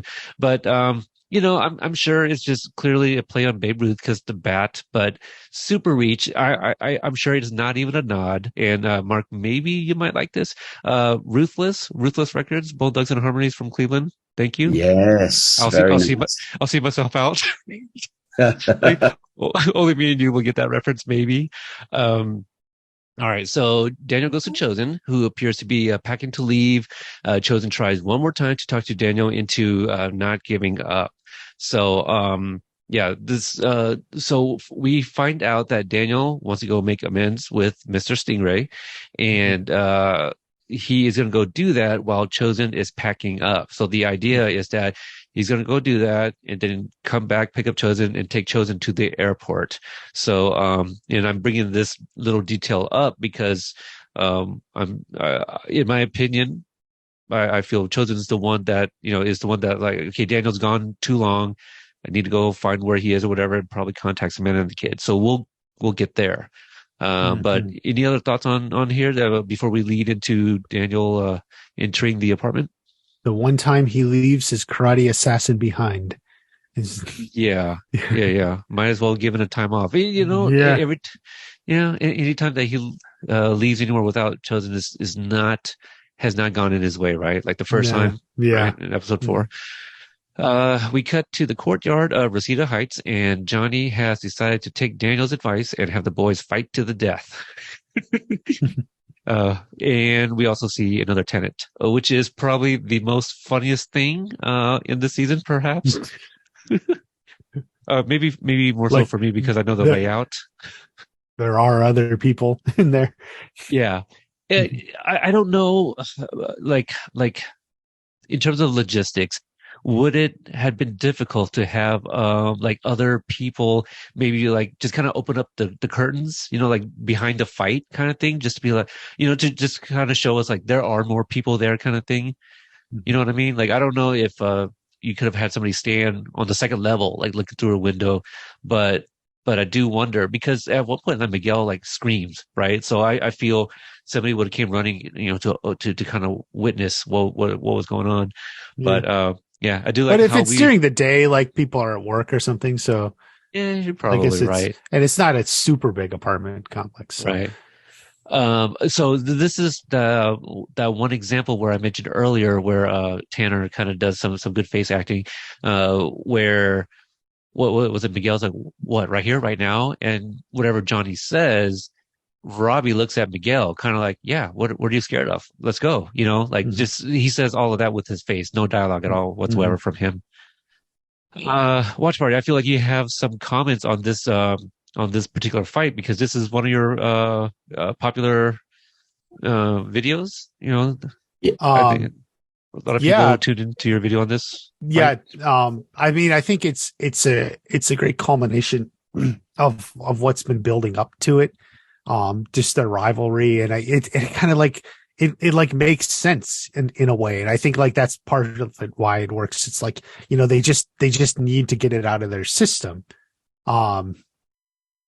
So Miguel especially. So I think like. Yeah, I know. I'm trying to remember what did I say in that video, but well, I was giving myself a pat on the back because I thought I predicted how this fight might end, but on reflection, I do think that I probably had watched your video, and that's where I'd gotten that idea from. Yeah. As far as the way it ends, like I think, like because. We suspected, that it was probably going to go up the stairs, and like, so you're going to be in a similar situation. And then the thinking was like, well, what's going to happen? Is it going to be like Robbie in the same situation again and realizes like, and makes a different choice this time? But, instead it was Miguel in this similar situation now, but it's reversed. And, and he just kind of like, as it happens, he just kind of screams and lets it out and kind of holds it back. And then we get in the dialogue, why'd you hold back? And he's like, well, I didn't get into karate to hurt people or something. Right. It's a But he great says to be badass and find balance or something. It's a And it's like clunky line, isn't it? He didn't. Yeah, and it's not true. So no, that's right. He wasn't looking for balance at the Stop getting beaten up. Yeah, because Kyler was going after him. Yeah. Well, we need we need that internal dialogue. You know, like we cut to like Tanner's forehead, and you hear Robbie saying like, "Damn, that was a good answer. I gotta come up with something good." You know, like balance. Yeah, that's it. That's what he wants to hear. He also says, you know, because Miguel asks Robbie, "Why didn't you hold back?" And he's, you know, I think he even says like tunnel vision. I didn't know where we were. At least, you know, so we do get like the full explanation of back in season 2, which I think a lot of people knew or suspected. You know, right, you know, it's like he was just fighting. He didn't know they were up on like the 3rd level there. Right.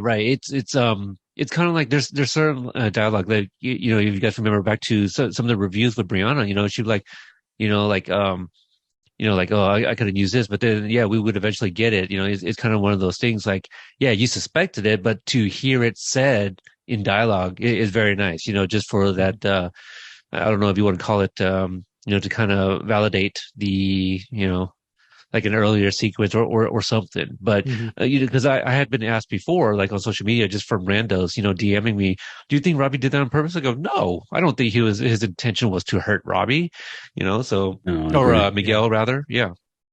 So like, yeah, I was kind of new. And we talked about that. Where was it? This was in season, okay, at the beginning of season 4.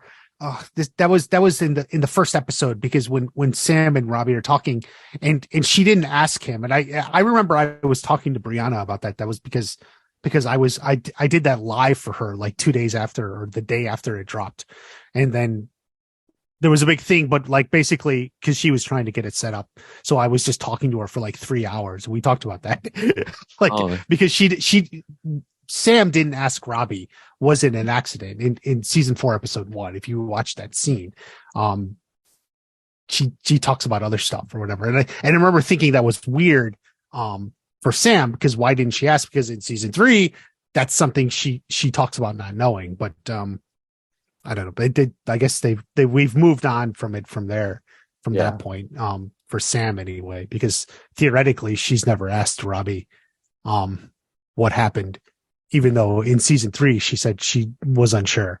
I also had kind of a wonder, like going into this fight, like would it have been kind of equal? You know, we do see that that Miguel, like if this was tournament, he pretty much would have like scored the first point, right? And I do wonder if that's to kind of build up to and kind of make us think that, okay, this is where Miguel, it's going to be on Miguel, whether he pulls back or you know, finishes him, to take a line from Kreese, you know. But watching it again recently, and I guess I kind of forgot I felt this way. And even my 10-year-old, on his first watch, when we were watching the sequence, he actually thought it was going to be Miguel that kicks Robbie off, you know, because, you know, you got Johnny on the first floor. He's like, oh shit. And, so you kind of think it's coming, but yeah, my son was thinking that. And, I don't remember if I kind of wondered. I was like, man, if this is what happens, they hit it pretty well. We cut the trailers really well that we never would have guessed this. Yeah, I just thought it was really well done. And also, what do you guys think about the kind of the capper of the accidental slip of the baby reveal? Oh, I really like that. They're like genuinely happy for it. Yeah, it's a good cap on that. I thought it was a great way of bringing a bit of light relief as well to like an otherwise like really tense kind of, you know, few moments before, wasn't it? You know, in what this show does so well is you kind of 1 minute you're like, oh my goodness, and then the next you got a big smile on your face. It's just a great example of what they do so well.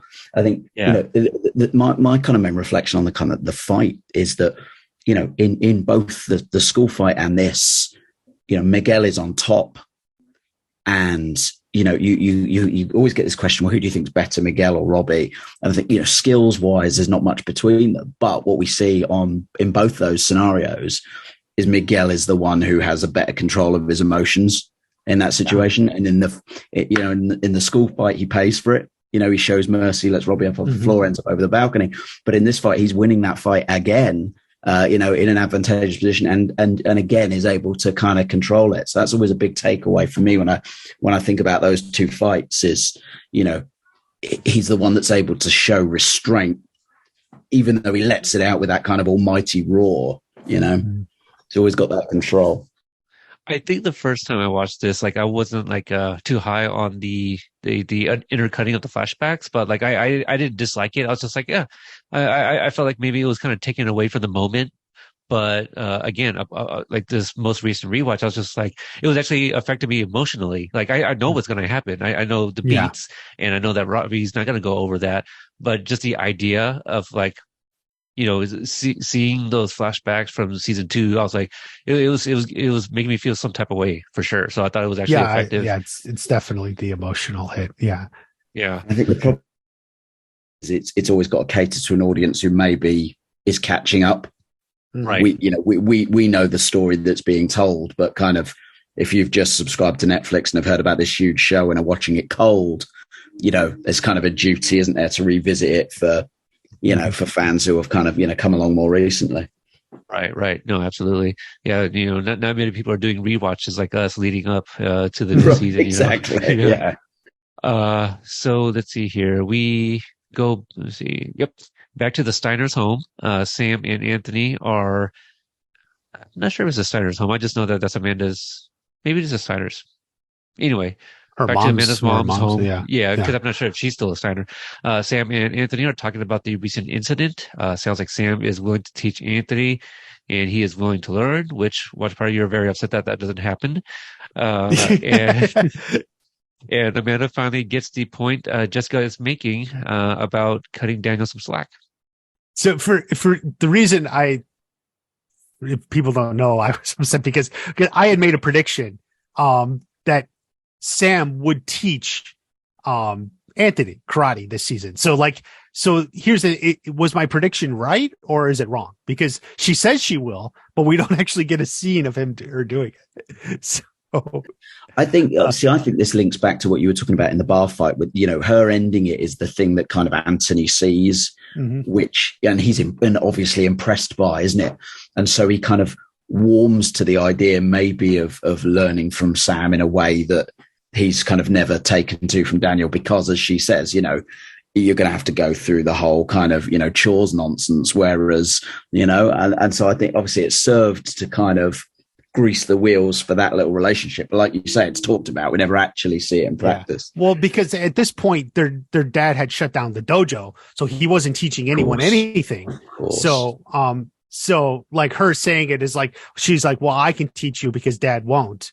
But then obviously at the end of the episode or, next episode, it starts with, the dojo going back open. So it just never comes to fruition. Yeah. I think, one of my, favorite things about this sequence also is that, Anthony knows who Jean-Claude Van Damme is, to kind of reference it. Yeah. He calls her, Jean-Claude Van Sam, and it's like, whoever wrote that line needs a pay rise. Great gag. Yeah. Well, cause he doesn't know, no, I mean, Anthony was not at the drive-in, right? So, not that he, we don't know if he hasn't seen Bloodsport, but he definitely wasn't at the drive-in when they were watching Bloodsport. So I wonder what Anthony's like reference is. Does Daniel watch Bloodsport? Did he watch it with Daniel? Did he just see Van Damme's name one day? It was like, that's a funny name. In the Expendables or something. Because Anthony's really, really young. Like he's just, let's see, he's in 8th grade. That would put him at about 13, 14. I think they watch 80s movies in their household because remember, Sam knows all the John Hughes movies. What was the other one? What was Van Damme? Swayze. Yeah. So she knows all that. So it's not hard to imagine like some of that, the action movies and stuff, carried over. That's fair. And Daniel was taking karate, wasn't he, before he moved? He'd had a couple of classes or whatever. So again, it makes sense that he would have been into that, potentially that genre of film, in his youth. Anyway. Anytime somebody makes like some sort of reference to like Van Damme's name, I always think back to the Fresh Prince of Bel-Air, where like I think it's a cold open in one episode where Will Smith, he's looking in the mirror he had just come down the stairs, looks in the long mirror on the wall there, and it's just like, Jean-Claude Van Damme, I look good. I was going back to that. So, Kyler gets a version of that line at the drive-thru, doesn't he? You're right. Yeah. I believe he does. Yeah. Season 4. He does when he does the split punch to the groin. Yeah, like, right. This is Jean-Claude Van Damme. Yeah. On the accent. Yep. Any other thoughts on? Let me see. White Castle shout out. You know what? I was about to. Yeah. So they're eating White Castle. There's drinks and fries and all of that. I wasn't able to get a clear look, but at least the color scheme of it all, I was like, that screams White Castle to me. So thanks for the clarification or confirmation, rather. Yeah. You can see it. If you, on at least some of the cups if you really look. Yeah. Let's see. Then Amanda and Jessica too. Goes back to things. She's where you suggest. I think it's just the inclusion of Jessica here. I think is where it comes to the final part here, but it all makes sense. It was a great use of her character.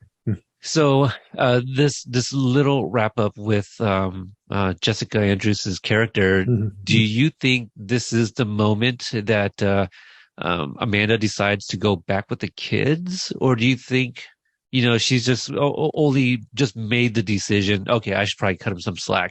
Because my other question, to kind of piggyback on this, is: do you guys think that Amanda bought her and the kids a one-way ticket to Ohio? To decide, because how would she know how much time she needs away from Daniel, right? Because I don't know if she's made a decision exactly what she was going to do with the marriage, right? Like I felt like she just needed some time alone, and then also in the meantime she's going to take the kids with her because it's summertime, so why not? Just why not? But also probably wouldn't feel safe leaving them with Daniel in that state of mind, So I guess do you guys think that she has made the decision, speaking with Jessica here, to decide to go back at this point? Yes, I think so. I think that's the point. Yeah, and I don't think it was ever a permanent departure either. I think time and space. Absolutely. But I guess the benefit of being able to say visit a parent as opposed to going and staying in a hotel is there's no expiry date on that, is there? I mean, all right, they're millionaires. Right. They're probably not fretting over, a couple of nights in a hotel, but it's kind of, you've got the luxury there of staying as long as you need to, don't you? And I think you're right. It's that conversation that's kind of put her back in the frame of mind where she's willing to kind of go back and look at it through a different perspective. Right. Absolutely. So we cut to the Diaz's, where the boys are having leftover Olive Garden, and I'm flabbergasted. I don't think it's leftover. I think he got carry out. You're probably right. I don't think Johnny would have continued eating their without them. Right? Okay, he ordered for everyone.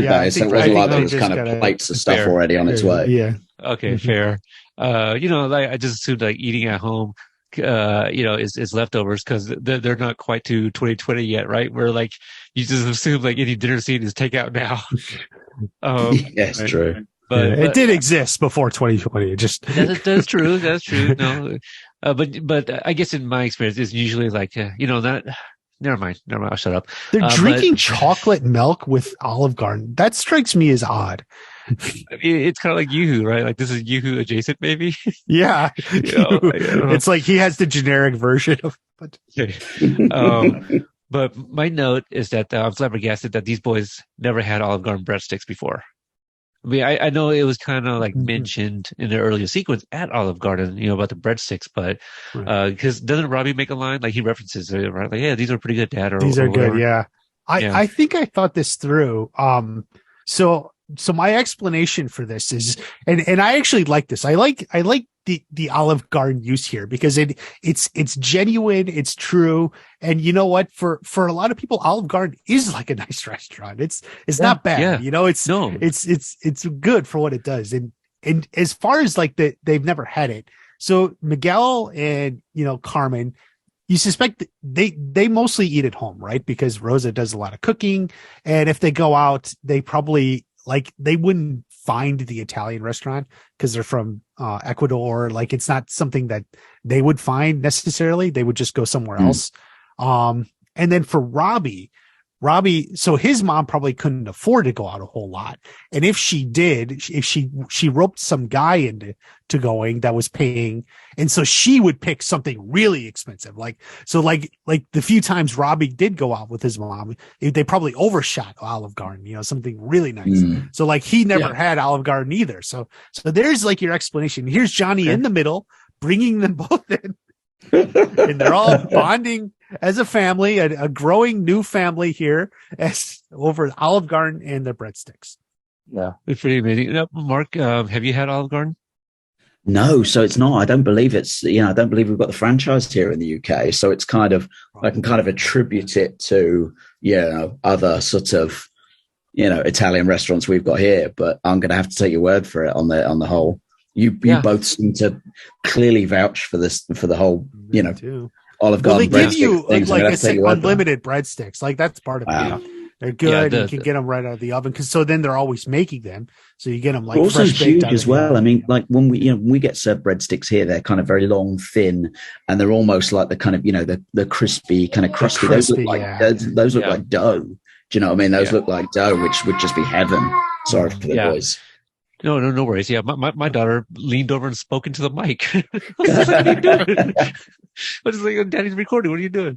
But yeah, no, the breadsticks are to die for. Yeah, if the server comes by and sees that we're low, they'll bring you a fresh, baked breadsticks. If you same thing with the salad. If you're low, they'll refill the salad.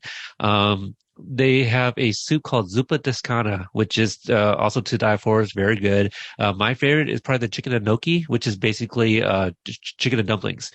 So I like that very much. And they used to have this dish that I absolutely love called the seafood portofino, and it's kind of like an Alfredo, but you also have like clams, crawfish, and shrimp. And then at some point they got rid of the crawfish, and then now there's no seafood portofino. Now it's just seafood Alfredo. So they've gone through different versions of like my favorite dish, but it's really good. My favorite thing is like they always come around with like the cheese grater. Like, would you like some cheese on this? They just go around everybody. Tell me when to stop. Cheese, yeah. So that's a lot of fun, and it's one of those things that. It's not like super high end, but people like to go there, because it's, you feel like family. This is kind of their slogan, or was. Don't know if it still is. So yeah, if you ever see one, definitely check it out. It's definitely. I'm not sure I'll be able to kind of book the flight tickets off the back of Olive Garden. But it's it's listen, I'm in, boys. You don't have to convince me anymore. All right. So, Carmen, she comes home. Yeah. No, go ahead. Oh, okay. Carmen comes home to find Robbie over for dinner, and I do love this because Robbie's like, "Hey, is this cool?" And she's like, "Yeah, of course." So I love that, and obviously Carmen, she just hopes that the bruises didn't come from Johnny beating them into submission. So really funny line. They beat each other, yeah. And I had actually said to Brianna when she talked to me after season 4, would Carmen ever accept Robbie? And I said to her, like when Miguel did, and that's kind of like what we have here. Miguel and Robbie have come to terms, and so Carmen is ready to accept Robbie into this new kind of growing family because Robbie wasn't in the dream, which we know from your interview. He was kind of taken out of it at the last minute. Right. Yeah. And it all makes sense too. Like, and just to kind of add to the, like Carmen accepting Robbie once Miguel does, it's, because that's his rival, right? Like, it's personal between them two. So, I could see that, as an adult, it's like, like if somebody picked on like any of my kids, I'd be like, well, they're a little shit. But then like, if my kid continues to be okay with that person, I'm like, well, if he's still okay with it, I mean, I guess I will too. They got a thing going, yeah. If he can get over it, what reason is there for me not to? Exactly. I bet you though, if Carmen was there to witness it, it might be a little bit harder, for her to accept it, because then she has that. But yeah, the experience of it all, and like it's also Johnny's son, right? And Johnny's also there, so So I would imagine walking into that whole scene right there, these three, men, it must have been pretty comforting for her. Like, okay, good. We're getting past some things here. Also when she does question Johnny about like the bruises and whatnot, like I laughed at that, but then I was like, she's not wrong by asking that though. Like, like it easily could have been. So. It's not an unlikely scenario, is it? No, exactly. So I do love that. So plot points aside, it's just really wholesome, isn't it? And I think, how many shows can do comedy as well as this show does, action and drama as well as this show does, and nail it when it comes to just really warm moments. It's lovely. It's just a really rewarding payoff if you followed those two stories for 4.5 seasons. Wholesome is a great word for this sequence. Absolutely. Daniel arrives at Stingrays. Does the anytime freaking Daniel creeps into like any building, look, we've been knowing this for 37 years, right? Like anytime Daniel creeps in through the door the way he does in this sequence, like it's bad. It's that horror movie trope, isn't it? Of kind of, if you've heard a creaky floorboard, don't go and investigate. But if you're Daniel LaRusso, don't peek sort of eyes first through an open door. At the very least, turn on the freaking lights. Turn on the lights, man. Come on. We know what's going on. He arrives at Stingray's to find the front of the door open. He walks in to make amends by bringing him a new PlayStation, which I don't think I said earlier, but I did feel bad in that sequence. And did I skip over that sequence? Well, we were talking about it, but I think we got talking about some of the more minor details rather than his confrontation with Stingray. The original. Let me go back to that real quick because there's a few things that I remembered. First off, Daniel was like introducing himself to Stingray. It's like, well, hold on now, we got that in season 2, right? Stingray was like, hey, I saw you on the commercials and does the karate chops and stuff like that. So I thought it was a little funny that he made was at the hardware store. He made that connect the people. Okay. And he's got, the different haircut now, hasn't he? And the kind of, the Stingray kind of appearance that he didn't have during that. And of course, he's half cut, isn't he? Daniel's been drinking a bit, so maybe it's just, he's sketched out. Okay. Fair. And I love how he says, like, Mr. LaRusso, I know who you are, but you're muscle here. So I like that. I'm really intimidated by the Okinawan assassin. So I love that. And also, I just love that Chosen knows what like I didn't write it down, but Chosen happens to know what a ninja something rather is, like the setup for gaming. Ninja level gaming system. Yes. How does he know that? Right. He's like, after he skinny dips in the morning, he goes and takes an hour on the gaming system. Also naked. I mean, what if it's like that day off that Daniel gave him, like he found himself in Anthony's room and started playing, and just started gaming. There you go. He, like if you ever get a request from like Okinawan assassin, like 85 or something like that, it's probably chosen. While we're back on this scene, though, there's another really interesting thing that I'd made a note of. So I said earlier about how like he doesn't look Daniel in the eyes when he talks about how Terry is an honourable man, and if you watch that bit back, you could make an argument that he's addressing Chosen as he says that. But I think it's more of a fact he can't look Daniel in the eye as he says it because he knows he doubts it himself. But there's another bit where he talks about how Cobra Kai's changed now, and it's about loyalty and discipline, and then he checks over his shoulder and kind of repeats loyalty. And if you think back now, it's kind of planting the seeds for the fact that maybe Terry is at that property on occasion, and he's kind of checking around to make sure he doesn't say anything he shouldn't, or that he says what he thinks Terry might want to hear. It was just, I only noticed that in the watch back that he's kind of almost checking, like, is he here, sort of thing. But has he got the place bugged? Like, is he right? Yeah, maybe that's it. Yeah. But it's just another bit of dialogue that doesn't have Terry there. He isn't present, but it's underlining the threat yet again, and again, whether that's a little improv glance from Porter, I don't know, but it's just another little beautiful subtle way of sowing that seed. Oh no, I think we say this way too often, but nothing's accidental, right?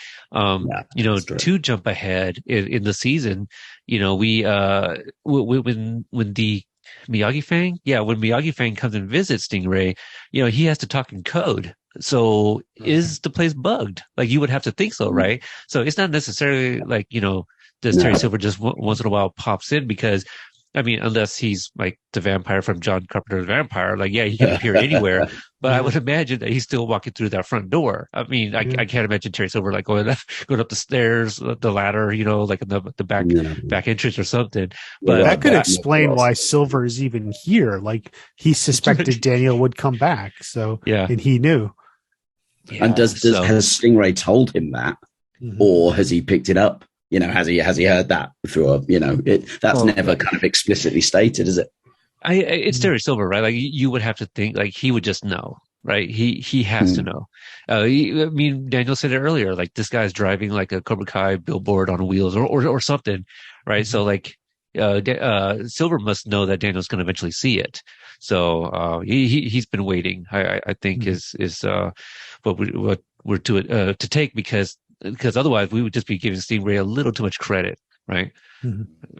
All right. So to cut back to Daniel bringing in the new PlayStation, only to find Terry Silver here, and we'll just go from there. This fight, we see Daniel's knuckles bleed again. Some sequences cut in from the third movie. What do you guys want to talk about? Daniel kind of strikes first on this one, which you could say it's Daniel losing his balance. That's not something he would normally do, but well, he does try to like he gives up, right? Like he even like doesn't he say like I wave the white flag or something like that? Like the white flag, and then Silver kind of taunts him or something. Yeah. I'm gonna wrap. Think how easy it'll be to wrap Cobra Kai geese around your children. And is that one of your favorite quotes? Right? I think that's one of your favorite quotes too, Mark. Yeah, this is this whole bit is just they may have written it for me because it's this is what this is just everything I just love about this character, and what I love about it is it's kind of Thomas Heathcliff just delivers it so brilliantly, and that for me there is no scarier a villain than the one who is saying the most horrendous things but in the most calm and measured way. Do you know, because like it's just the absolute belief. I don't have to shout to be intimidating. I don't have to use profanity to be intimidating. All I'm going to do is tell you exactly what's going to happen and how I'm going to go and do it. And I'm going to say that in the most composed fashion. For me, those are always the most chilling kind of villains. And he just does such a sensational job of that here. Well, yeah, he really does. And I'm going to have to drop a challenge on here. Mark, I would like to see a poster of yours of Terry Silver and Anthony and Sam wearing like Cobra Kai geese or something like that. Terry's dream, we could call it, or something like that. Alternate Terry's universe promise, Terry's threat, whichever one you want to call it, dream, right, promise, or threat. Terry's promise. There you go. Or what could we say that would be like to Terry Silver that for the Lannisters, like Lannister never forgets they pay their debts. They always pay their debts. So maybe something with Terry Silver. Terry Silver always honors his threat, or something like that. I think that'd be really good. That's a great idea. It's a great idea. Yeah. But again, there's the kind of the there's the mental warfare. Right. There's the mental warfare. But just again, the fight here, it's unlike any fight we've ever seen in the show. It's total domination, isn't it? It's like if in sort of, again, to hark back to, in professional wrestling terms, they would call this a squash match. This is where you'd have the Undertaker coming out against kind of the local talent, Jim Strongman or something. It's just somebody just pathetic, and it's that from the headbutt and from the the face palm and just shoving him across the room. I mean, we've never seen the Karate Kid literally toyed with in this way, and if you're a Terry Silver fan, you shouldn't relish necessarily in Daniel's misfortune here, but if you're a Terry Silver fan, it's, you're rubbing your hands with glee. This is what you've wanted to see for a long time. Yeah. And I made this reference. So we know how you watched the episode then. Oh, I'm cheering on the wrong guy here. Listen, I can't hide from that. Yeah, starting a fire with all that hand rubbing, Yeah, for sure. Yeah.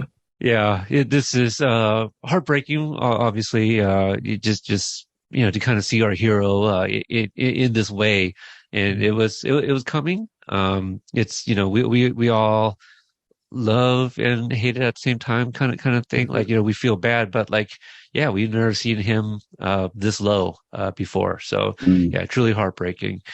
So The bit I think is really notable is and I don't know if you guys have any thoughts on this, but it sort of is the bit with the sort of suggested arm break or the shoulder dislocation. Because I think Ralph gave an interview where he said, that was never my understanding, and I think it's probably the sound crew just having a bit of fun in post.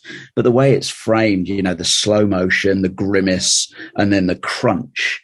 It kind of like when I watched it without having heard of any of those comments, I was kind of like, oh, he's broken or damaged the arm. But then I think back to the crunch we heard in season 4 with Miguel in the All Valley, and maybe when you hear a crunch in a Cobra Kai fight, that's when you need to tune out. It's not what you thought it was going to be. But what about like Dimitri's arm break by Hawk, right? There you go. See, they keep us guessing, don't they? Yeah. So I've always just maybe because I saw his condition at the end of the episode, so I just assumed that it was like a shoulder dislocating, because if it's broken, he'd be in a hospital, right? Not like in bed. You'd think. So yeah, you would think, because I don't think Daniel would have been like, no, I can tough this out. Like, no, dude, you can't Mr. Miyagi like yourself, or Chosen's there, maybe Chosen did a little something. That magic potion mix. Exactly. So before we get to like the voiceover from Tori, like I had mentioned previously that Chosen was the last person to see Daniel before he goes to Stingray's. So do you guys think that Amanda returning with the kids coincided with this, or do you think Chosen reached out to them and said, this just happened to Daniel? I think Amanda made her decision on her own. And I think, the storyline in Ohio kind of seems to, I think, lead to that idea. And then it just happened to coincide with this and Daniel coming to his lowest point. Yeah, if you think about it chronologically, we don't know that that's about to happen. So actually what they're setting up is the happy reuniting, aren't they? She's seen the light, she's going to come back, and they're going to build these bridges again. And of course, that's not what she finds when she gets there. Right. And who calls Johnny? Good question. Because him and Chosen haven't met yet, right? Is it Amanda? Is it Amanda or Amanda or Sam? Huh? Maybe they discussed it together. Sam obviously had a strong bond with Johnny, perhaps more so than season 4. Right. So yeah, that'd be a good question. I say Sam. So for the people in our group thread or even on Twitter, if you guys follow us, let's continue that on social media. Let's kind of see what people think. If it was Sam or Amanda. I don't know how much that would change because, like Mark, you just kind of touched on it. Like we know that Sam is, obviously closer because of season 4 and learning Eagle Fang. And that's what lends me to think that that they've got sort of a more established relationship maybe than Johnny and Amanda, who've had some passing contact. Right. And WatchParty, I believe it was with you, either like pictures or trailer breakdown. I feel like the discussion was kind of like, oh, well, maybe Chosen's like, well, does he have any other friends that we can reach out to help out? And maybe Amanda was like, yeah, Johnny, something like that. I feel that sounds familiar. Yeah. Mm-hmm. So over the voiceover from Tori, we see a few sequences, one of which Robbie is helping switch the doorknob back to the correct way because Johnny had turned it around. Terry Silver's training at the dojo. This is someone that she lies to, but she's scared of. Daniel recovering at home with the family, Johnny arriving to Daniel's aid. And also here we get the reveal that Tori was helping Kreese, who says the end game is Terry Silver going down. Only he doesn't know it yet. And then we get the end snake. It was a great reveal. Yeah. Because again, kind of forgot about Kreese for a second. Like, Mhm. yeah, I think mission accomplished. We talked about that earlier, didn't we? At no point was the factor in my thinking at that point. You know, I'm not trying to think ahead. I'm watching the show in real time and reacting to what's going on, and I'm thinking, is this Tori in one of those therapy sessions that Amanda helped her out with? Right. I can't remember the exact shot order. Do we see this? We see her starting to speak before we see Johnny arriving at the LaRusso. So I'm thinking, has she reached back out to Amanda again, who'd offered to help her? You know, Kreese would have been third on my list, you know. Yeah, I was. I remember trying. I didn't guess it was Kreese, but I was like, "Where's she at? This just doesn't look like the LaRusso's home." I think my immediate reaction was, "Oh, this is Amanda," you know, but it wasn't. Far from it. I feel like I recognize it as prison, but even then, like it just like it until it fully went to Kreese, or like it was just like a small buildup, I guess, in my head. Even though I think shot. pretty sure, it's definitely shot to disguise it, because the first time you see her, the background is hazy or it's blurred or there's something overlaid over it. When they cut back to her, then you can kind of quite clearly see the background, and it, you know, it sort of the penny starts to drop then. But they definitely disguise it the first time you sort of see her utter those first few words. Right. All right. So jumping to the Facebook group page, we have a few comments in here. The first one comes from Ron. He says, Amanda having been Jessica Andrews' cousin this whole time is awesome. I wonder if the TB3 planned it that way all along, or if it occurred to them later. Either way, it's great. It makes Jessica a better character overall, and along with the return of Terry Silver and Mike Barnes, it retroactively improves the story of the Karate Kid 3. I now have faith that they'll handle Hilary Swank's return to the Miyagiverse in an equally good way when, not if, she appears on the show. So Ron very confident on Julie's return. All right. How many comments are there on the Facebook? Just to we got 1, 2, 3, 4, 5, 6, 7, 8, 9 comments. Quite a few, actually. Okay. Yeah. Okay. So the second one comes from Dorian. He says, definitely a La Russo episode. Quotes, what's going on with you, man? This was the moment that I knew the rivalry was finally over between Daniel and Johnny.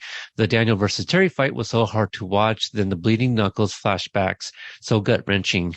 Chosen's analogy of Stingray being a turtle was genius, and Sam protecting Amanda was the best. Sam is the GOAT, in all caps there. Thanks, Dorian, for that.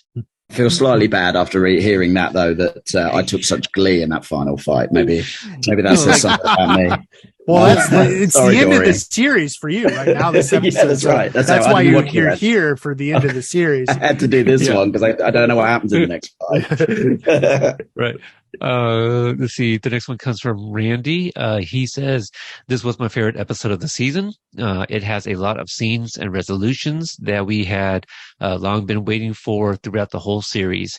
I love the bit of role reversal that Daniel and Johnny had in their scene together. For me, this exchange really solidified the BFF nature that we've always known they were meant for.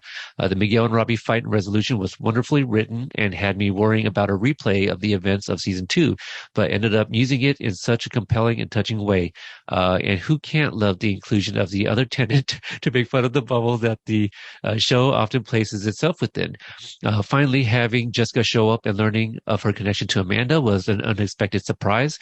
I feel like the show missed out on an opportunity to very subtly tease this up when it revisited Mike Barnes. Barnes, I also wish I could apologize to that girl you were with. LaRusso, her. Funny story, actually. Chosen barges in and interrupts. Oh, yeah, I see what he's saying about that. But, different writers, maybe that's why. That's that would have added a little bit more to Mike Barnes.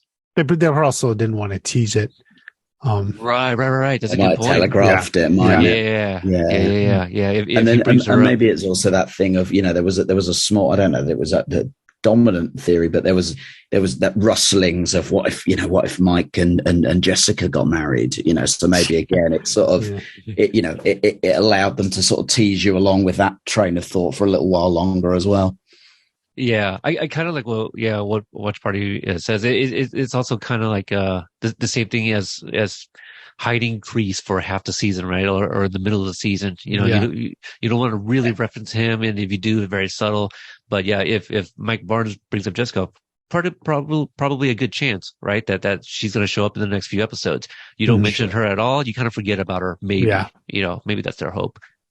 He ends it with, I had recently watched Karate Kid 3 prior to watching the season and also appreciated that Elizabeth Ann Rooney, the one who interceded between Jessica and her then boyfriend, was one who instigated this little barroom brawl.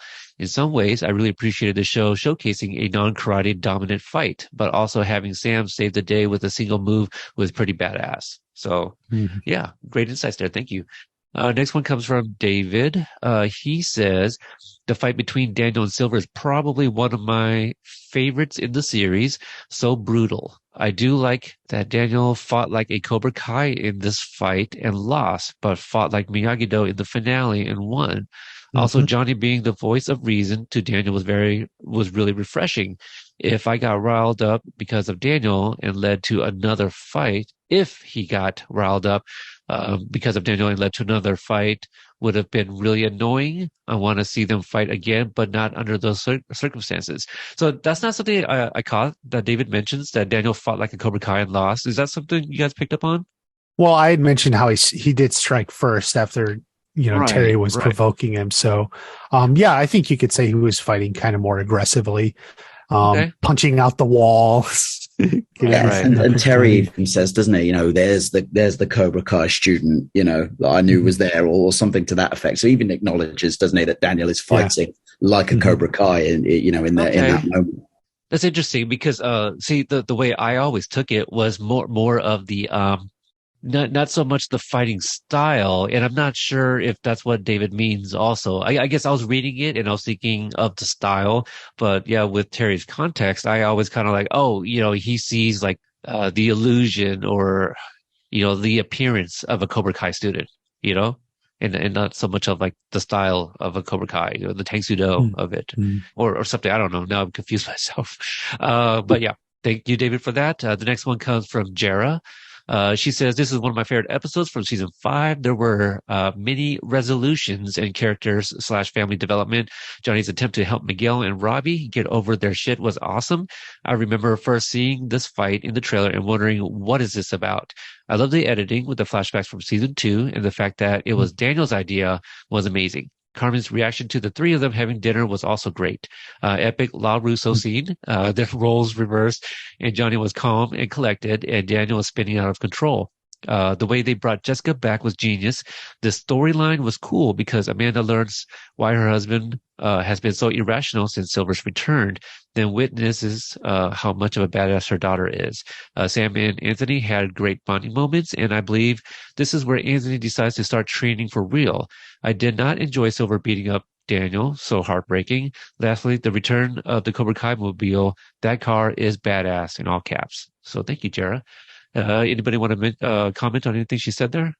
Sorry, again. I was nodding my head through all of it. I think I agreed. Yep. I like everyone keeps calling it a La Russo episode. They have one scene together, but I guess it's a significant scene, right? Right. It is technically two scenes. Yeah. Right. Yeah. This one's from JS. He says the Miguel and Robbie fight was the best. I noticed right when they're about to fight, Robbie kind of has this smirk on his face like Miguel ain't shit. I wonder if that's the same one where I kind of referenced where, Robbie looks at him. Like, sounds like it. Yeah. Mm-hmm. Yeah. Once Miguel lands that first kick, Robbie realized his kid isn't playing. Oh, interesting. Okay. I did look at it that way, but yeah, that's, I'd agree to that. I've also noticed the writers give Robbie all the cool flashy moves like flying jump kicks and jumping off walls and backflips. Despite that's true. Because Tanner can do it. That's why. I mean, that's the stunt team. But like, they've always say Tanner is the best of them. Tanner and Jacob. But he can do that. That's why they give him that fight. And you can show him doing it as well. Yeah, you can show him doing it. Yeah. And that's the beauty of it, isn't it? Yeah. Oh yeah, but is Tanner a superhero? Is he an insect? People were talking about him for something. I forget what it was. One of them. Tanner? Oh. I think people were trying to like fan cast him as was it as Robin? Yeah, like Jason Todd version of Robin. Okay. Yeah. I think Jason Todd is the Red Hood, and I think people were saying like he'd be good as the Red Hood, but he's also a little too short to play the Red Hood. But it's, you know what, whatever it is, I'll watch it. I don't care which version of Robin or, you know, like I watched He's All That, you know, because Tanner was in it. Whatever. You're dedicated. No, well, yeah, I also reviewed it, so check that out. Yeah. Did you have something? Oh, yeah, that's right. No, there's more. He continues, despite what the trailer showed us. I always knew Miguel was going to kick his ass. He just had that focus and determination for revenge. So kind of what you were saying, Watch Party, about, well, you guys have both said it at different times. Mark, I think today you said that Miguel is more focused, you know, like, emotionally in terms of, you know, emotions too. Would you compare Miguel's attitude in his fight with Robbie to Daniel in his fight with Terry Silver? In the same episode? Yeah, like they're almost kind of coming from a similar place. Like hatred or anger at the other person for what happened before. Yeah. And obviously the outcome is different, right? But I think you're right, because I feel Daniel's internal monologue would be screaming like Miguel's external, right? Like he screams, we get those flashbacks, and we kind of, I can kind of see the parallel there. Yeah, absolutely. Yeah. Let's see. He continues. He just had that focused determination for revenge. It only took 5 seasons, but I'm glad they resolved their issues. They're potentially going to be stepbrothers at this point. Also, I realized the ladies were in Columbus, but shout out to the bar with all the Cleveland memorabilia on the doors. Go Cleveland. Okay. Well, it's almost as if one of the creators of the show is a big almost.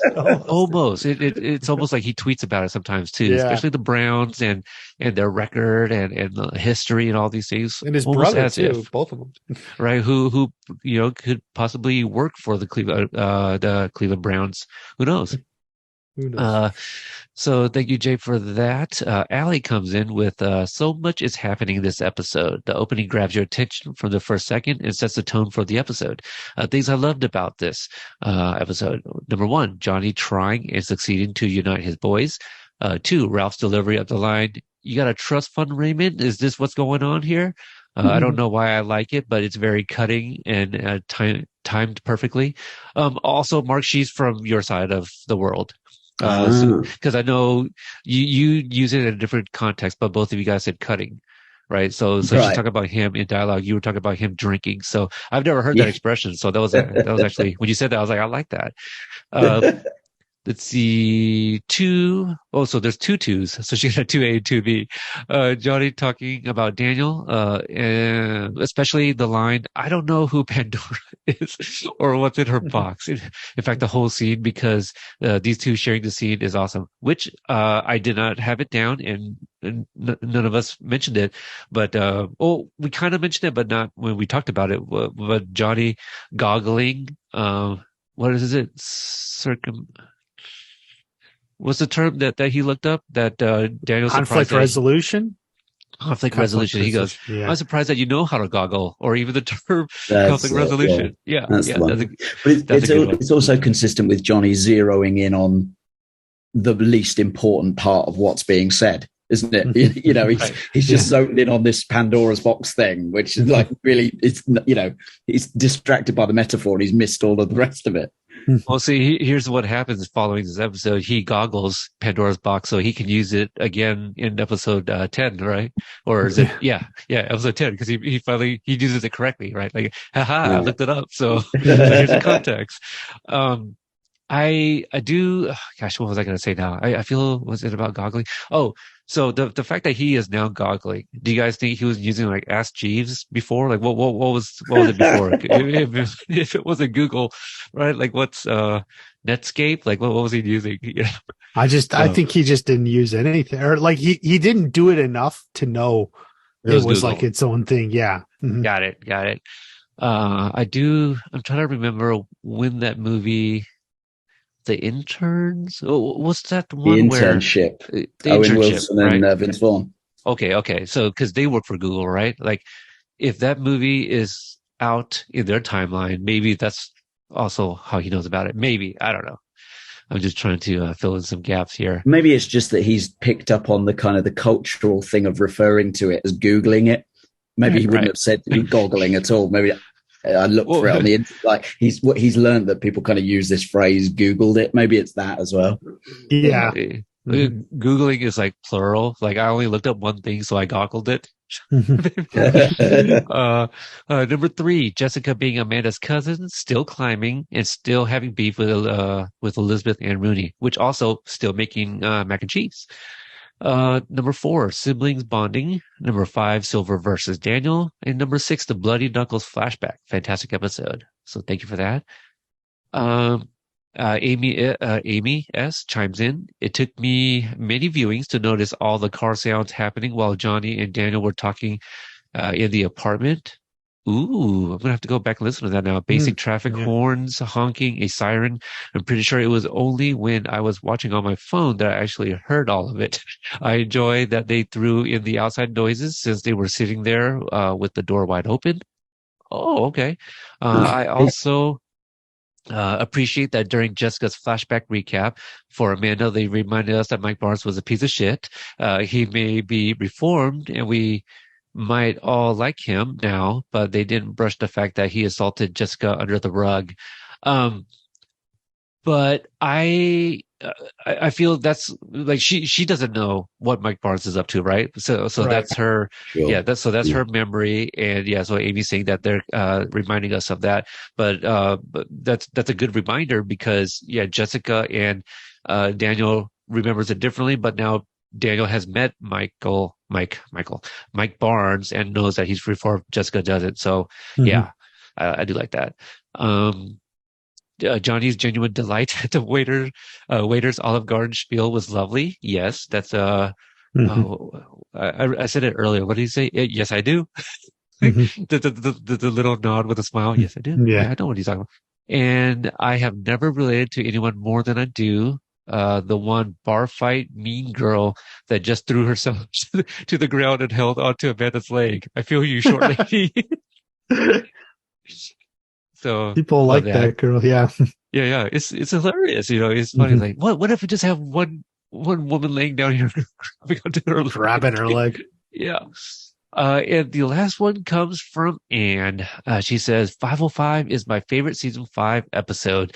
I love that you used the pic of Daniel peeking through the door, call back to movies of Daniel walking into the Cobra Kai dojo. So she's talking about the picture I used for this thread, calling for feedback.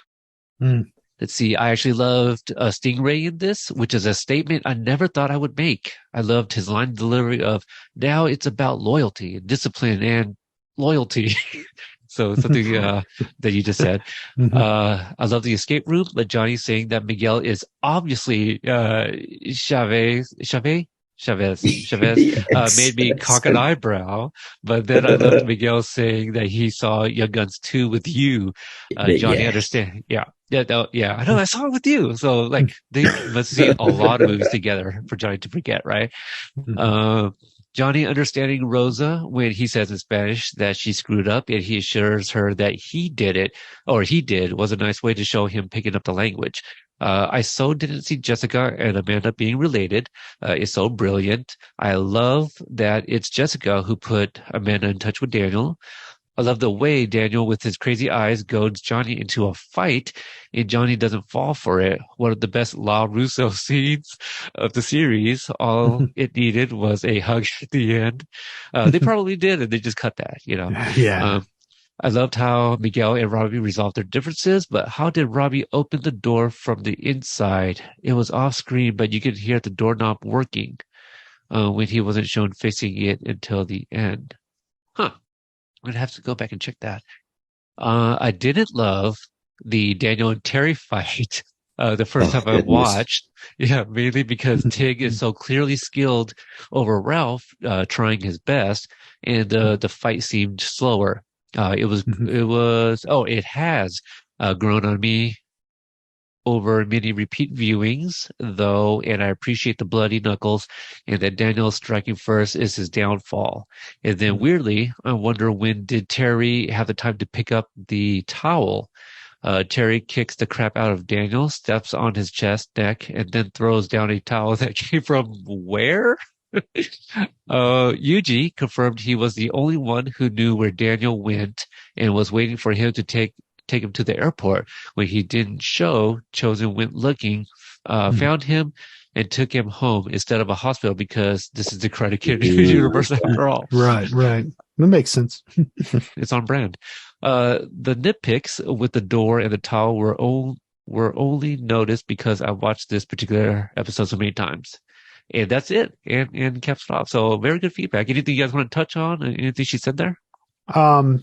Well, didn't Johnny redo the door after? Because that's when Daniel comes. So that's why Robbie can open it from the inside. I think he probably did at that point, right? That's what we're to assume, because because you would think, scraping the glue off the windows, isn't it? So it makes sense he didn't just stop at those. Yeah. Right. Yeah. Because when Daniel shows up, he's working on the windows then. But you know, we're to assume that.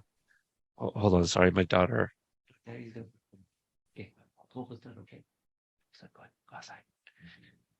Just to kind of finish up my thought there, we're to assume that Johnny had already fixed other things or what have you by the time Daniel got there. Yeah. Any other last thoughts? This is definitely I don't know if I can say it's my favorite episode, but it's definitely one of the best ones. They're all very good. They're all so damn good. They're all really good. Yeah. I do think it's one of the more well liked episodes of the season. You know, probably maybe in the top 3. I mean, Malay's so damn good too, man. You know, we were gushing all over Malay. That's such a good episode. No, Malay is really good. How about you, Mark? You got any last thoughts on this episode or the comments for the series finale here? for your series, that's right. Finale. Yeah, well, just I hope we get another episode at some point, because this was the perfect ending for me as a Terry. No, I think firstly, apologies to all the people who found that difficult to watch while I'm sitting there jumping out of my chair. I don't want to get blacklisted by the fandom now for relishing in that.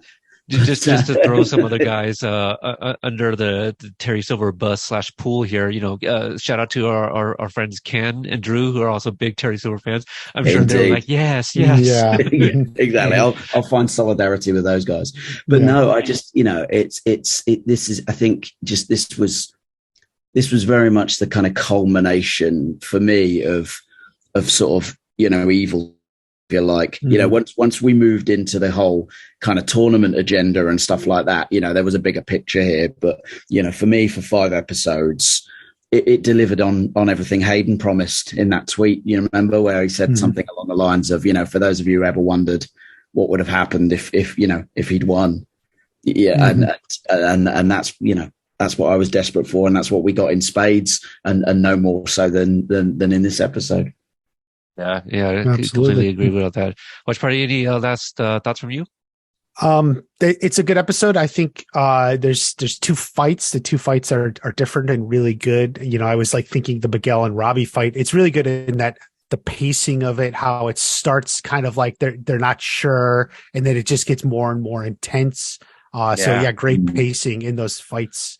Great crescendo, right? Right. You're just like, oh, okay, all right. So we're getting some more context from the trailer that we've seen, and the whole it just escalates so quick. Good reveal with Kreese at the end. They did a good job of keeping him away for almost 5 episodes, and then he shows up at the end of this one.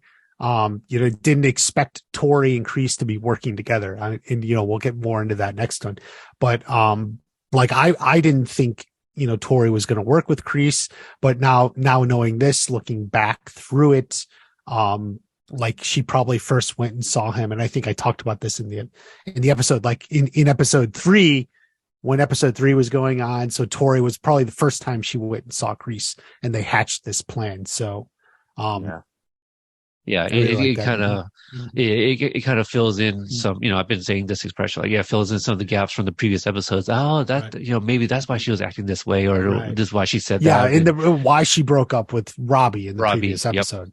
Yep. Exactly. Or she refused to leave Cobra Kai. Well, now we know it wasn't. it wasn't just some dedication to Cobra Kai. It was more specific. It was to Kreese, and they had this plan in place. Right. Absolutely. So, Mark, I hope there's another season 6 or episode, Listen, if you hear anything about anything that happened after this, please let me know. I'm very Send keen. it your way. Yeah. You'll be the first I tell. Yeah. You'll be the first I tell. But for people that, I'm sure everybody that listens to this follows you. But for those that want to check out your amazing posters, because I challenged you to a new one, and if they want to hold you to it, where can they find you? Yeah, sure. So you can find me largely on Instagram and Twitter, and the handle's the same. It's at LetsBeWater. Yeah. There you go. And WatchParty, what about you? And do you have anything that you're working on, released recently that people can check out? Well, I'm obviously on YouTube, WatchParty, and Twitter and Instagram, WatchParty1. Not actually working on a video at the moment, although I wanted to, and I wanted to get another stream in, but been focused on some other stuff, but I will get back to it hopefully very soon. Okay. Yeah. And for me, just, I have mentioned in previous episodes, for the long time, listeners and, around this time, it gets crazy busy, for me at work. And, I was mentioning to these guys off mic, I'm pretty sure it was off mic that, yeah, my days have been as early as 6 a.m. and finishing at like 10 p.m. So just crazy hours, and we'll get to the next review as soon as we can. Again, we've already dated this episode with the talk about the World Cup, but also, happy holidays for those that may not hear our voices before the holidays that are coming up here in December and the end of the year. And for me, I am working on expanding the companion network is what I'm calling it.